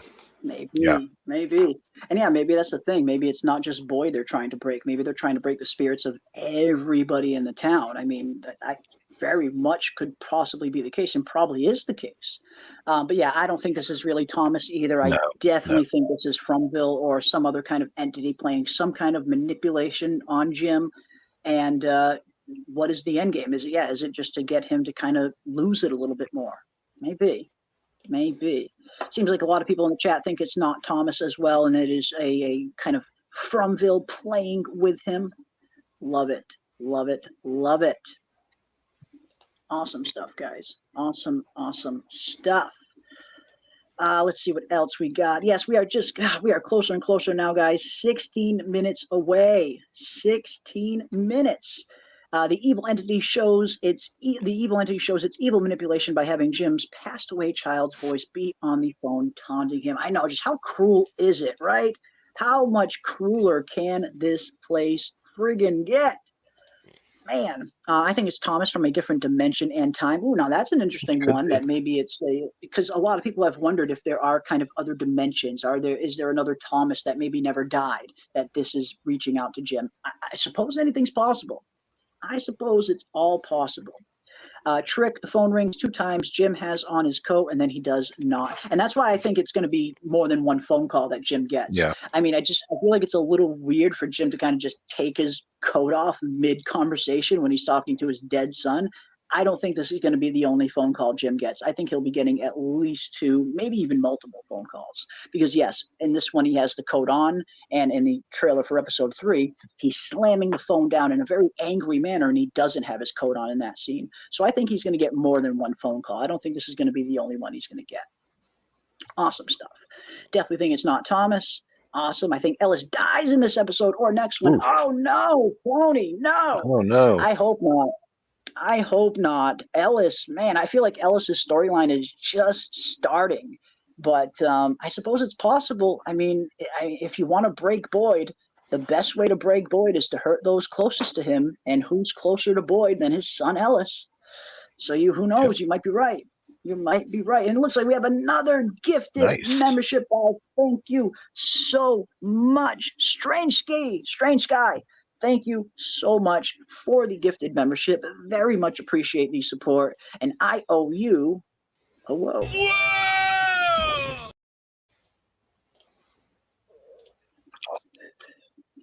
Awesome stuff. Awesome stuff. Awesome indeed. Yeah, I agree. Jim is doing his best. He just has Bratty Teen's daughter. And that's been a pretty interesting one. A lot of people kind of, trying to, I think Jim has made many mistakes personally, but I don't think he's the only one that has made mistakes. We see in this episode that Julie doesn't just call out Jim, she calls out Tabitha as well. That after Thomas died, they both kind of fell apart, and Julie was left to kind of pick up the pieces and take care of Ethan on her own because both of the parents were just kind of out of it. So while Jim has made many mistakes, I don't think Jim is the sole cause of the blame. I think Tabitha has done just as much. I think it's all. I like Jim, man. I'm still in the minority. I understand it. No, but... me too. No, me too. And that's why we have this question here from Mike. Can anyone answer this question for me? Why does Jim get so much hate? He's a good dad. I think he seems to be doing the best he can under the circumstances. And again, I mean, yes, he makes some knucklehead choices every once in a while, but he's trying at least. He is at least trying to do his best. A lot of people were calling him selfish in episode 1 for going after Tabitha and leaving his kids alone, but I didn't really see it that way, personally. Yes, it was a risk to leave his kids alone and go after Tabitha, but he didn't go looking after Tabitha for his own selfish reasons. He did it for his kids. He saw that his kids needed their mother. He saw Ethan was becoming more and more despondent. He saw Julie was not talking about anything of the weird shit that she went through in season 2 with the cicada coma that she was in. Jim saw that his kids were falling deeper and deeper into despair. So it's not like Jim just went out there trying to find Tabitha for his own selfish reasons. He did it for his children. He thought his children needed their mother. So I'm kind of in the minority with Aldous as well. He's not my favorite character. I do still think Jim is going to have a pretty interesting role to play. And I honestly think Jim's ultimate role will be sacrificing himself for his family. I don't think he's going to survive. Yeah, for sure. It's the man. Yeah, I think it's the man bun. It's the man bun. Jesus. I will say this too, and this is something that I understand. This is going to be even more out in left field than just liking Jim. If you've read Richard Dawkins' The Selfish Gene, he talks about the innate qualities of a father versus the innate qualities of a mother. And this is ingrained. This isn't like psychology stuff. This is base level reptilian brain behavior. As a man, you can have more children, but you have more of a relationship with your wife, with the person you've chose to spend your life with, than your kids. And so there's a natural bond for a husband to protect their wife more so than their children. A mother understands that there is a close time that they can only have kids, and they will have a closer bond to those children. Those are just natural salvation instincts for propagation of species. And when you have those, that's also a psychological thing that needs to be taken into account, because when you're driving somebody to the wall, the base level behavior comes out. And so you're going to have a husband try to protect their wife. Doesn't mean that Jim doesn't love his kids more than at all. It's the baseline. You're going to see him. He's spent more time with the wife. He has more time with Tabitha. He's got a better relationship with her. Even though they were going to separate, it's his role. That's what he's ingrained to do. So I think that also plays a part here, because it's going to be base psychology. Okay. Yeah. Interesting. Interesting. Yeah. Yeah, I sympathize with Jim. I'm not a father myself personally, so I have no idea what it must be like trying to raise 2 children after losing a child. I just know that it goes against the very natural order of things. Children are not supposed to die before their parents. It goes against the order of how things are supposed to go. So I can only imagine what losing a child must do to a parent. I can't even fathom what that must feel like. So on one hand, I do understand why Jim and Tabitha both kind of maybe fell apart a little bit after Thomas's death. I mean, how do you reconcile something like that? Again, it's just so unnatural seeing a child die before their parent. I mean, it goes against the grain of things. Yeah, I think it's pretty common though to have that type of split up after something like that though.